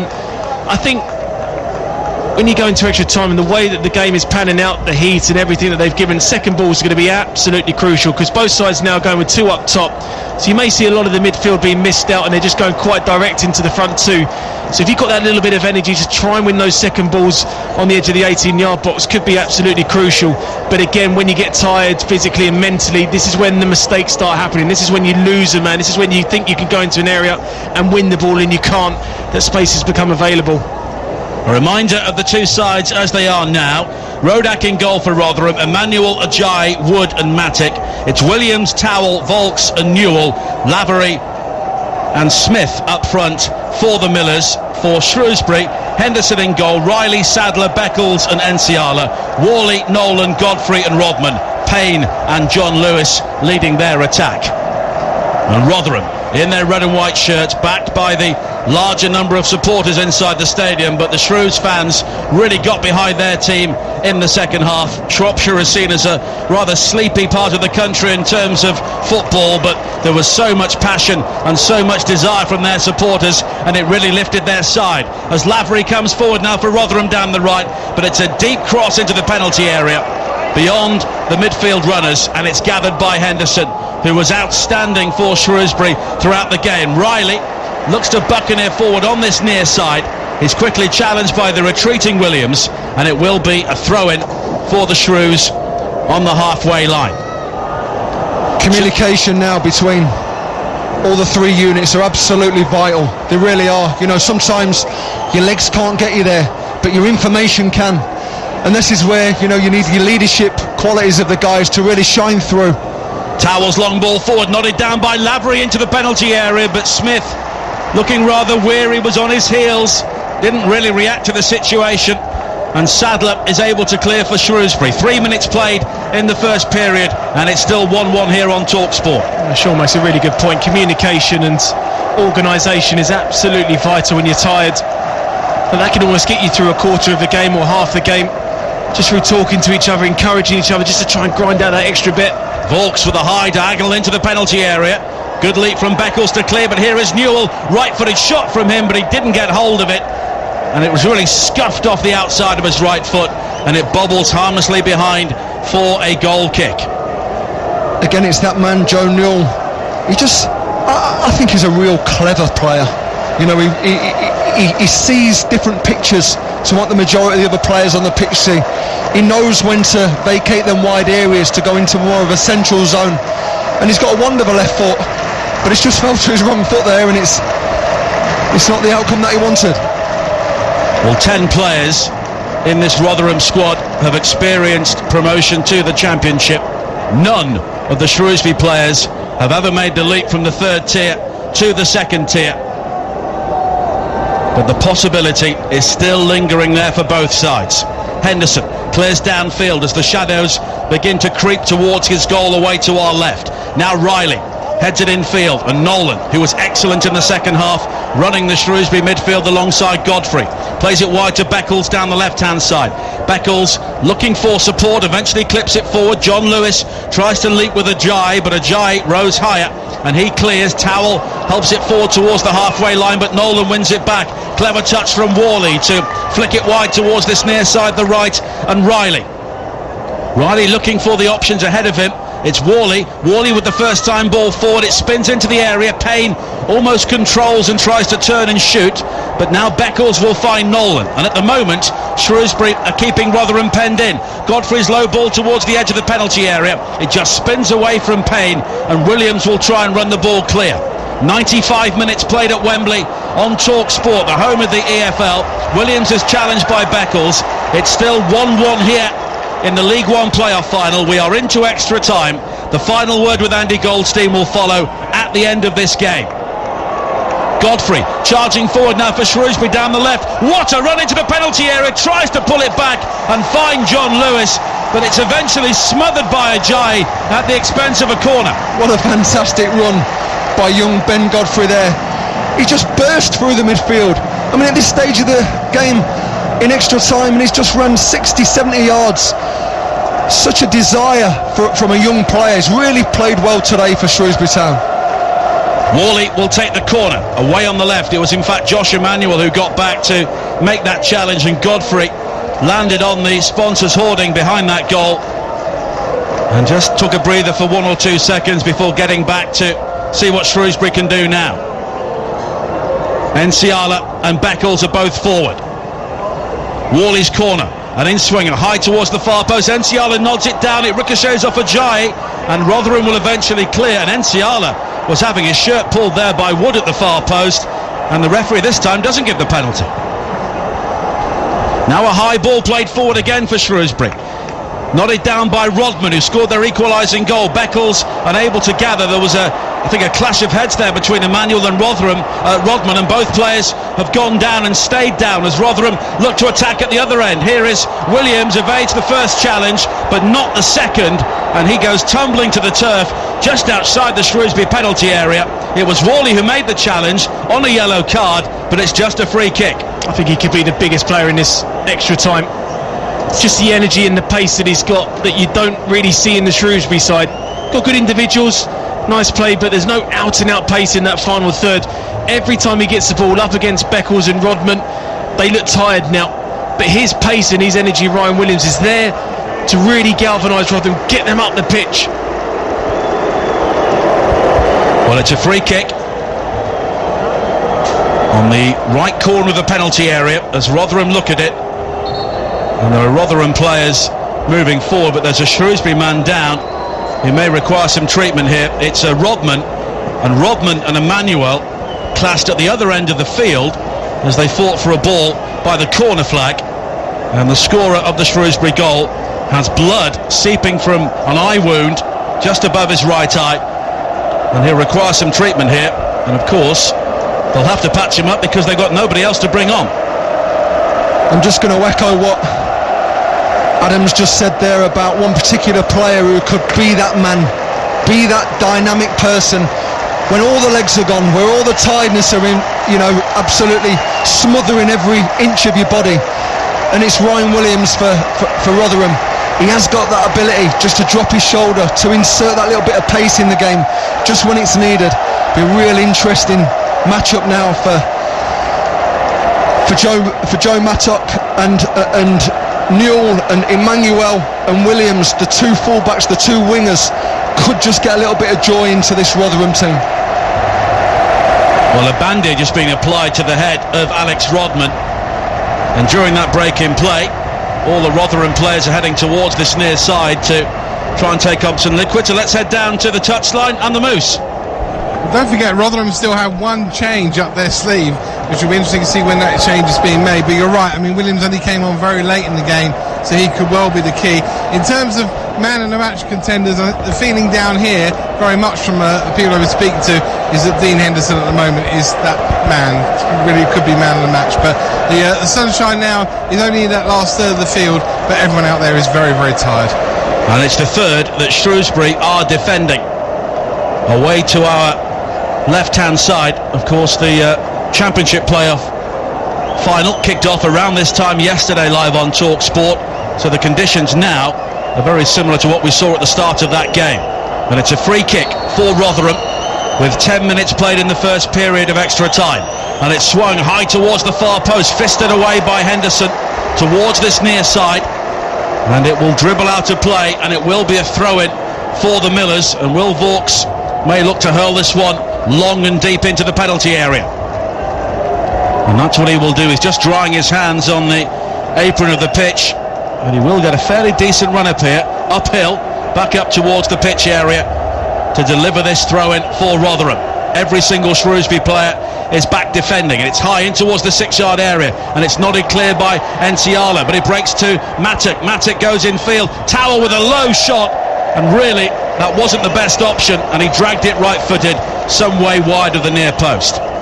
Yeah, just fell to Richard Towell on the edge of the box there, and this is it's decision making, it's tiredness, it's lethargic legs, and whoever can keep the composure a little bit better than the opponent, they're the ones who are going to be a little bit more crucial in the development of this next part of the game. It is more than just technical, tactical now. It's about heart and desire, and going into them areas where it just burns every single inch of your body. 4 minutes to play in the first period, but there may be some added time for the injury to Alex Rodman as Lavery comes forward now, but he fouls Nolan, and it will be a free kick for Shrewsbury. Don't forget Ali McCoist and Dean Saunders on the Sports Breakfast tomorrow morning on Talk Sport, looking back on such a massive weekend of sport between 6 and 10. And tomorrow afternoon, over on Talk Sport 2 from 2 o'clock, the League 2 playoff final, Exeter against Coventry, with Jim, Sean and Matt Taylor. And that should be some game as well. And whatever happens now, we have had some game here this afternoon. Shrewsbury with a free kick just inside their own half. Sadler launches it long up towards the edge of the penalty area. Payne didn't really jump with Ajayi on the edge of the box, and Rodak, the goalkeeper, was some way off his line, but in the end Rotherham clear. And now Williams comes forward again. He was clipped initially, he looks to get the free kick as he passed it forward towards Lavery, and the referee just waited and has now awarded it. Good referee in there from Rob Jones. Yellow card to Sadler as well. Williams picking up the ball deep, and then that energy and pace that we've been spoken about, the freshness of the substitute. Tried to play the advantage, which was good to see, but didn't really materialise too much, and now it's been pulled back for a set play. And Matt Sadler, a former Rotherham player, receives his first yellow card of the season, which is pretty good for a central defender. But it's a free kick for the Millers, 15 yards inside the Shrewsbury half, and their fans try to get behind their team now. It's whipped in towards the penalty area, bounces a long way, and it's in! And it's Richard Wood once again who gets the goal for Rotherham. Another goal, another set piece, and it's the captain once again, and this time it may send Rotherham back to the Championship, 2-1. Well, he's been absolutely vital, isn't he? The captain again from a set play, and it's Joel Newell. Set plays have been absolutely brilliant. He's hit the money 9 times out of 10. And when you need a quality delivery at crucial time at the first half of extra time, you got it. And it's now John Lewis that just switches off. It goes so far to the edge of the 6-yard box. So much flight on there. They keep quite a high line, but they don't go with their men. And the captain has come up with another goal. So disappointing here for Paul Hurst. I mean, we're talking about a matchup with a player who's only recently come on the stage. It's not as if he's been on the stage from the minute go. John Lewis has got to take responsibility at the back post there. A delightful delivery by Joe Newell. We've seen it time and time again in this game. Whipped in at the back post, and it's that desire again from Richard Wood, and the captain's come up trumps again. Well, 2 set pieces, 2 goals for the Rotherham captain, and just before the end of the first period of extra time, Shrewsbury have to do it all again. And Paul Hurst will be bitterly disappointed. That's 3 goals they've conceded from set pieces here at Wembley this season, if you include the one that Lincoln scored in the Checkatrade Trophy and its details. I think he'd be disappointed if it was Nolan or Worley or Rodman, players not really associated with great height that wants to go and win the ball. It's when you centre forwards, now John Lewis, somebody that's strong in the air physically, but he just switches off. We saw his reaction straight after was just one of disbelief that it was completely his fault, and to concede 2 set plays in a final, it's criminal, isn't it, really? Well, it is, and they would have been mentioning that all week. You know, in his pre-match talk, he would have mentioned it. He'd have mentioned it again at half-time. At full-time, Paul Hurst would be echoing the messages what we're saying in here. Take responsibility in the 18-yard box. But it always baffles me when you have a centre forward marking a centre half as deep into that defensive zone as that, because they're just made by different makeups. The desire of Richard Wood compared to the desire of the centre forward are worlds apart. We're into 2 minutes of added time at the end of the first period. Worley chasing forward now for Shrewsbury down the right, hooks it into the penalty area, Payne's underneath it, heads it down, and it was blocked by Wood inside the area. And the header there was not possibly the best option for Payne with John Lewis in support. I think he needs to be slightly braver and maybe bring it down on his chest. But going back to Richard Wood, it's the 3rd different player that's marked him from set plays. That's how difficult Shrewsbury really found to mark him today. Well, the free kick has been given for handball on this near side against John Lewis, and Rotherham will have the opportunity to regroup before the end of the first period, and they will then be 15 minutes away from a return to the Championship, and it would be the first time ever that all 3 relegated sides have gone back at the first time of asking. Wigan, Blackburn and Rotherham, unless Shrewsbury can raise themselves once again. Rotherham have one final change they can make, as the long ball downfield from Rodak goes straight out of play. And all the hard work Shrewsbury have put in this season may ultimately count for nothing. They always say Wembley's no place for losers, and if you lose here twice in the same season, that will be really hard to take, as another long ball is played forward. Taylor believes he was fouled by Enciala, and the ball bobbles through towards Henderson. And that's half-time and extra time as the referee blows his whistle, and Rotherham are edging ever closer back to the Championship. A goal from their captain once again, Richard Wood, and they lead 2-1 at half-time and extra time. Thanks, Dance, and Rotherham will get the second half underway. And there are players trying to do some stretches on both sides, all over the field, trying to keep themselves supple with 15 minutes still to play in this game. But Rotherham look to be in control. What have Shrewsbury Town got left? Or will this be known as the season when they competed for so long, looked so good for so long, but ultimately ended up with nothing?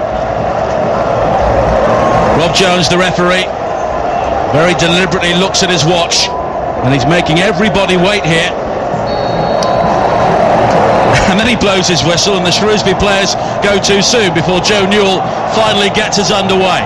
Ajayi with the early ball forward, and it's chested down by Enciala, who almost invites the challenge from Lavery on the edge of the area, very cool defending. And now it's boomed downfield by Sadler. Ajayi rises above Payne to head the ball away. And have Shrewsbury blown themselves out, Adam?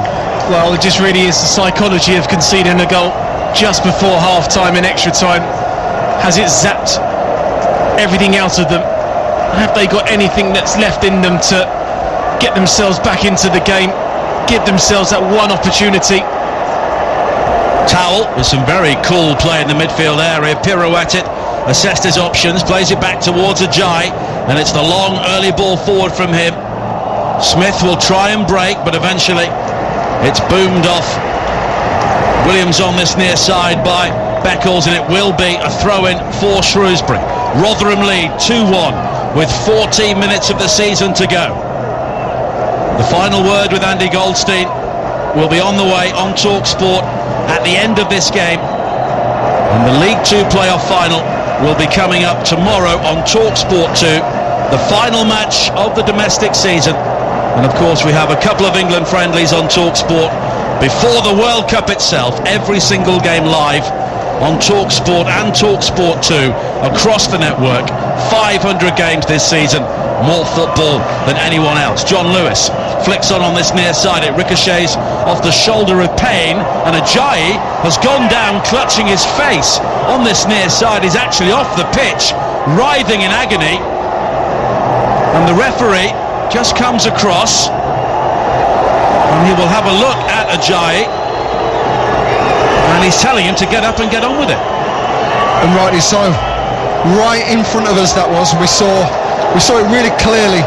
Stephen Payne is nothing more than a tangle, and I think what he's done is just grabbed the shoulder of Ajayi, more the neck. He's embarrassed himself there, hasn't he? He has. It is embarrassing.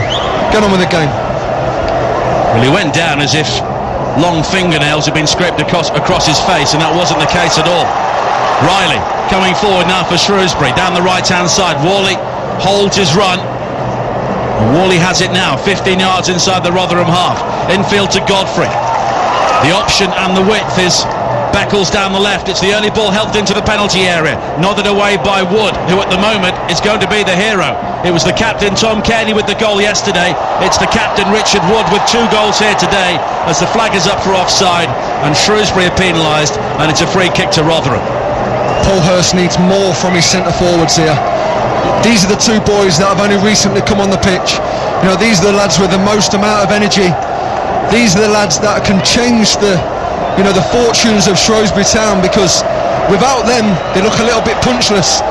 But what they have done is they've responded in the second half of normal time, and that's what he needs them to do again. He needs them to just gather a little bit more energy, take into this final 15 minutes. Well, 7 of the last 13 defeated teams in the final of the Checkatrade Trophy have gone on to win promotion, but at the moment it won't be Shrewsbury this year.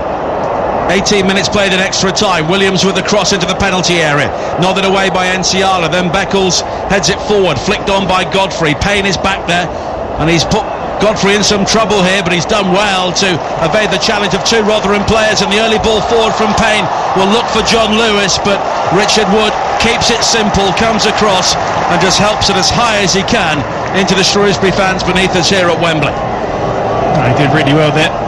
Richard Wood just read the danger, spacing behind for now John Lewis to run into. Just cleared your lines, defend first. It's flicked on by Payne from the throw-in, looking for John Lewis, and Ajayi doing just enough to ensure it goes behind for a goal kick, and we are about to see the final Rotherham change. Ian Abrahams. Yeah, the man you like so much, you've been talking about, is a good game. Joe Newell is going to be replaced, and Anthony Ford is going to play for the last 10 minutes. And Anthony Ford, an Irishman who came through the ranks at Wolves before moving on to Walsall, and come on and just try and ease Rotherham back to the Championship. They came down in such disarray last season with only 23 points. Paul Warne was given the job, and they had a slight upturn in fortunes towards the end of the season. And of course he's a club legend, just like Paul Hurst, so he was given the opportunity to take Rotherham in League One, and so far he has not let his club down. Ford comes on for the final 10 minutes or so in extra time. Rotherham leading by 2-1 on Talk Sport, the home of the EFL. The final word coming up at the end of this game. Shrewsbury need to find a goal to take us to penalties, and at the moment it's something they don't look capable of. Nolan with a long ball forward, wide to the right hand side, looking for Worley. Williams though is able to clear for Rotherham. Smith will challenge with Sadler and wins the header, but he heads it back into the centre circle where Rodman is there for Shrewsbury. Now Beckles down the left hand side, looks for support, and he's found John Lewis, and John Lewis was caught by Emmanuel, was he? No, the free kick has been given to Rotherham. I think that's good refereeing. It's one of them ones you see so many times in a game, Nigel, where you get a tug in the back and you go down and you kind of fall on the ball, and you do see get free kicks given. It's a cheap free kick to give away, but I don't think that Rob Jones was having too much of that, was he? I think you're right there, Adam. I think he's just tried to buy a free kick more than anything, you know, just clutching at straws. The big man needs to get hold of it for Shrewsbury. You know, he needs to do his job. He needs to occupy the centre halves and bring other players in. Like I said earlier, he's got the energy levels. It's a cheap free kick to give away. And the free kick lumped downfield by Rotherham, but the flag was up for offside, and Dean Henderson will be able to clear for Shrewsbury. The youngster on loan from Manchester United, who has done so well in this match, but may ultimately end up on the losing side. But then Shrewsbury almost give the ball away. Rotherham with a poor ball in the midfield area before Rodman slides in on this near side with Emmanuel, and Rodman, who's already got a bandage head, has gone down clutching his ankle, but he'll have to get back up because it may not be his ankle, it may be slightly higher up in his anatomy looking at the replay, but he's got to get back up because they've got nobody else. Oh, certainly will be a sore one, but just try and run it off. But I say, just looking at Shrewsbury, the three subs that Paul Hurst have made, for me, haven't done enough since they've come on. They haven't helped the team go forward in different areas, in different ways. Where you look at Ryan Williams, who's come on, he's been absolutely outstanding. Lavery, who's come on, he's just offered a little bit more support to Michael Smith, and I know Anthony Ford's only just come on recently, but the three subs haven't done enough. They haven't given Shrewsbury that extra boost or that extra dynamic bit in that final third to try and progress them on. And time is ticking by here for Shrewsbury. We played nearly 8 minutes in the second period of extra time, and they've not really done too much in an attacking sense so far. Rodman has received his treatment and will be coming back on shortly. When these two sides previously met at the old Wembley, Rotherham won that day by 2-1. Nigel Jempson scoring twice against his former club, and Paul Hurst, of course, was in the Rotherham team. Now he is about to see his side beaten by the team he served so well for so long, to bring a season of so much promise to a crushing end, unless they can find a goal in the final 6.5 minutes here. But they look like a side, Sean, who've maybe just made one step too far. Possibly. You know, Paul Hurst will be thinking, personnel can't change. Can a tactical switch help me for this last 6 or 7 minutes? Can he go through at the back and perhaps push one more midfielder into a central area and keep the two at the top? Only he knows what his team possesses, but at this moment in time, Rotherham do look relatively comfortable to keep this scoreline as it is. And Ciala with the long ball forward into the sunshine. Beckles tries to head it into the penalty area, but it's cleared away by Emmanuel. Then Vaux just tries to knock it long, looking for the run of Smith, but puts it straight out of play. And Paul Warne, his manager, just tells him to calm down, and it's a throw-in for Shrewsbury on halfway. Sadler will take it, and we're ticking towards the final 5 minutes here. Rotherham leading 2-1, but conceding a free kick. Ajayi going straight through Stephen Payne on this near side, and it's a free kick to Shrewsbury, wide out on the touchline, about 25 yards from goal. We mentioned, didn't we, mistakes could possibly be the outcome of this game, and Ajayi just gives away a silly free kick. Let Stephen Payne win it, don't let him turn. And now this is a very, very dangerous position defensively. He could be that first man. I think it's Richie Tell that's the first man in the line for Rotherham. You beat him, you give yourself an opportunity. With the spider cam above his head, Worley takes the free kick high to the far post. Rodak comes and he punches away, gets good distance. Williams will try and get there before Riley, but he can't do so. Riley has kept the ball in play. He can deliver the cross from the right, but it's brilliant defending from Williams to get back and make that block, and it's a throw into Shrewsbury by the corner flag. Fantastic defending by Ryan Williams there. His team needed him there. He needed him to make that recovery run, 20-30 yards. He's done it, and that's why he's made a big impression as sub. The ball hurled into the near post for Shrewsbury. It's cleared away. Williams hooks it on towards Smith, who tries to head the ball away, but it bobbles out, and it will be a throw-in to Shrewsbury. Just over 4 minutes to play in extra time, and the free kick conceded there by John Lewis, pushing into the back of Matic, who was given the opportunity to go down and did so. And that pressure from Shrewsbury will just gently dissipate. That infuriates you as a manager. Absolutely infuriating. Listen, they're chasing the tail here. There's 5 minutes to go. It's the most ridiculous free kick you can give away as a centre forward. So easy for the referee to make his decision. Paul has to be absolutely fuming with decisions like that. Rodak will take the free kick, and he's not really had to make a save so far in extra time. We are inside the final 4 minutes. Rotherham leading by 2-1 on TalkSport. The final word coming up at the end of this game. John Lewis chasing for Shrewsbury and winning it down the right-hand side. Helps it infield. Nolan pokes it into the penalty area. There was almost some confusion there, but Rodak eventually comes out, takes command of his area and gathers before Payne, and Rotherham have the goal kick. He did brilliantly there, Rodak. Came out, read the danger. One of those ones you sometimes see as a goalkeeper slightly hesitant. He did brilliantly there. Bit more better there from John Lewis, being a little bit more physical. Rodak clears downfield again, headed away by Beckles up towards the halfway line. Then there's a high challenge on Volks, and it was Godfrey. It was accidental, I think. Volks has gone down and he's writhing around in agony, but I genuinely think it was an attempt for Godfrey to get the ball. Well, we're looking again at the might be cramp. The replay, possibly a little bit of cramp. Ben Godfrey looks as though he did lead with that right leg, but he's had such a good game himself, young Ben Godfrey, that all we've seen in his performance this afternoon is honesty and integrity, but he's just caught him there, and I think a little bit of cramp and gamesmanship might play a part as well. Well, it's another break in play. Vaux is still on the ground, and the referee is not allowing the trainers on to deal with him, but it's a free kick for Rotherham, and we're heading towards the final 2 minutes of extra time. Rotherham leading by 2-1, and Vaux has clearly got a problem with cramp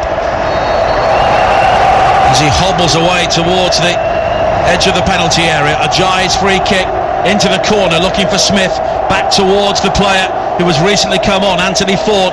Ford will try and take on Beckles. Beckles has won it back, and it's a throw-in to Shrewsbury by the corner flag, but they're a long way from the Rotherham goal with just over 90 seconds to play. Players from both sides really struggling with cramp now. John Lewis hooks it forward. Nolan though has won the ball from Williams. He's released the run of Riley down the right-hand side. This could be Rotherham's final chance. Wally inside the penalty area, back towards Riley. Needs option square of him, didn't have one, and Rotherham can clear. And it's Williams now, up over the halfway line for Rotherham. Only Smith ahead of him. He wanders into an offside position, comes back, checks his run, and now has the ball, and he can meander towards the corner flag on the far side, back in field towards Williams. Only Lavery inside the area. Williams here thinks about the shot, goes in field, goes down, was never going to get the penalty, and Henderson has one final chance to clear for Shrewsbury inside the final minute of normal time, but there will be 2 minutes of added time at the end of extra time. Vaux with a hefty hoof downfield, just making sure Shrewsbury will have to turn in face again. And it's a throw-in to the side, trailing by 2-1 as all the stewards just begin to make their way around the royal box in front of us. A true sign the game is coming towards the conclusion, and at the moment Rotherham will finish as the winners. They will be back in the Championship. Shrewsbury will have made 2 trips to Wembley and finished with nothing. Good defending right from the front there from Smith to charge down the clearance from Beckles. It's a throw into Shrewsbury just inside their own half. Confirmation of the 2 minutes of added time. That's how close Rotherham are to a return to the Championship. Henderson clears long downfield, flicked on by Payne. Nodded a clear by Richard Wood. At the moment, his 2 goals will have won the game for Rotherham. Now Lavery plays it forward. Enciala, though, the final man for Shrewsbury, is able to gather. Worley has to get the ball into the penalty area now, surely. Wide on the right-hand side. Delivers it towards that near post area. Wood will clear, but Shrewsbury almost win it back. Rodman on the edge of the area, but it's Volks who steps in, and he just hammers it downfield. Straight to Henderson, the goalkeeper, on the halfway line. They have to get the ball forward, Shrewsbury.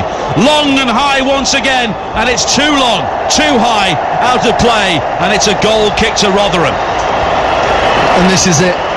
Bodies on the floor, cramps massively setting, but they can smell it now, these Rotherham players. I think they've really managed this second period of extra time in the right way. They've not gone out of position too often. The clearances that they've made have been fantastic, and Big Smith at the top has chased every single ball, really led the line well, and you've got to say, on a whole, they perhaps deserve this win. Well, they had a very difficult 20 minutes or so either side of the Shrewsbury goal, but they were the stronger side heading towards the end of 90 minutes. Maybe should have won the game, and the Shrewsbury fans are beginning to drift away. We will maybe have some added time on added time. There was a Rotherham player down receiving treatment for cramp there as Smith plays it forward looking for Lavery, but it's Nolan who is back there to clear. Just hoofs it downfield. Beckles forward now, has won a throw-in down this near side. 10 seconds of the 2 minutes of added time still to play. Godfrey finding Worley out on the left. The early ball is played forward. It's a cushioned clearance though by Matic. Deep into the Shrewsbury half. The television cameras are gathering around Paul Vaughan. He wants the full-time whistle. Sadler with the long ball forward for Shrewsbury. It's flicked on. Matic waiting for his goalkeeper, and his goalkeeper gathered, and that might be that. Too many times in the final third, it's just broken down far too many times for Paul Hurst's side. Forcing the ball in different areas, not making the gambling runs enough. Not enough quality as well. It's all over. Rotherham are back in the Championship. The 3 relegated sides from last season have bounced back at the first time of asking. But Shrewsbury Town, the relegation favourites at the start of the season, have performed so well, but ultimately they end up with nothing. Delirium at one end, despair at the others. This has been the playoffs in the Raw, and it's Rotherham who end up on top. They've beaten Shrewsbury by 2 goals to 1.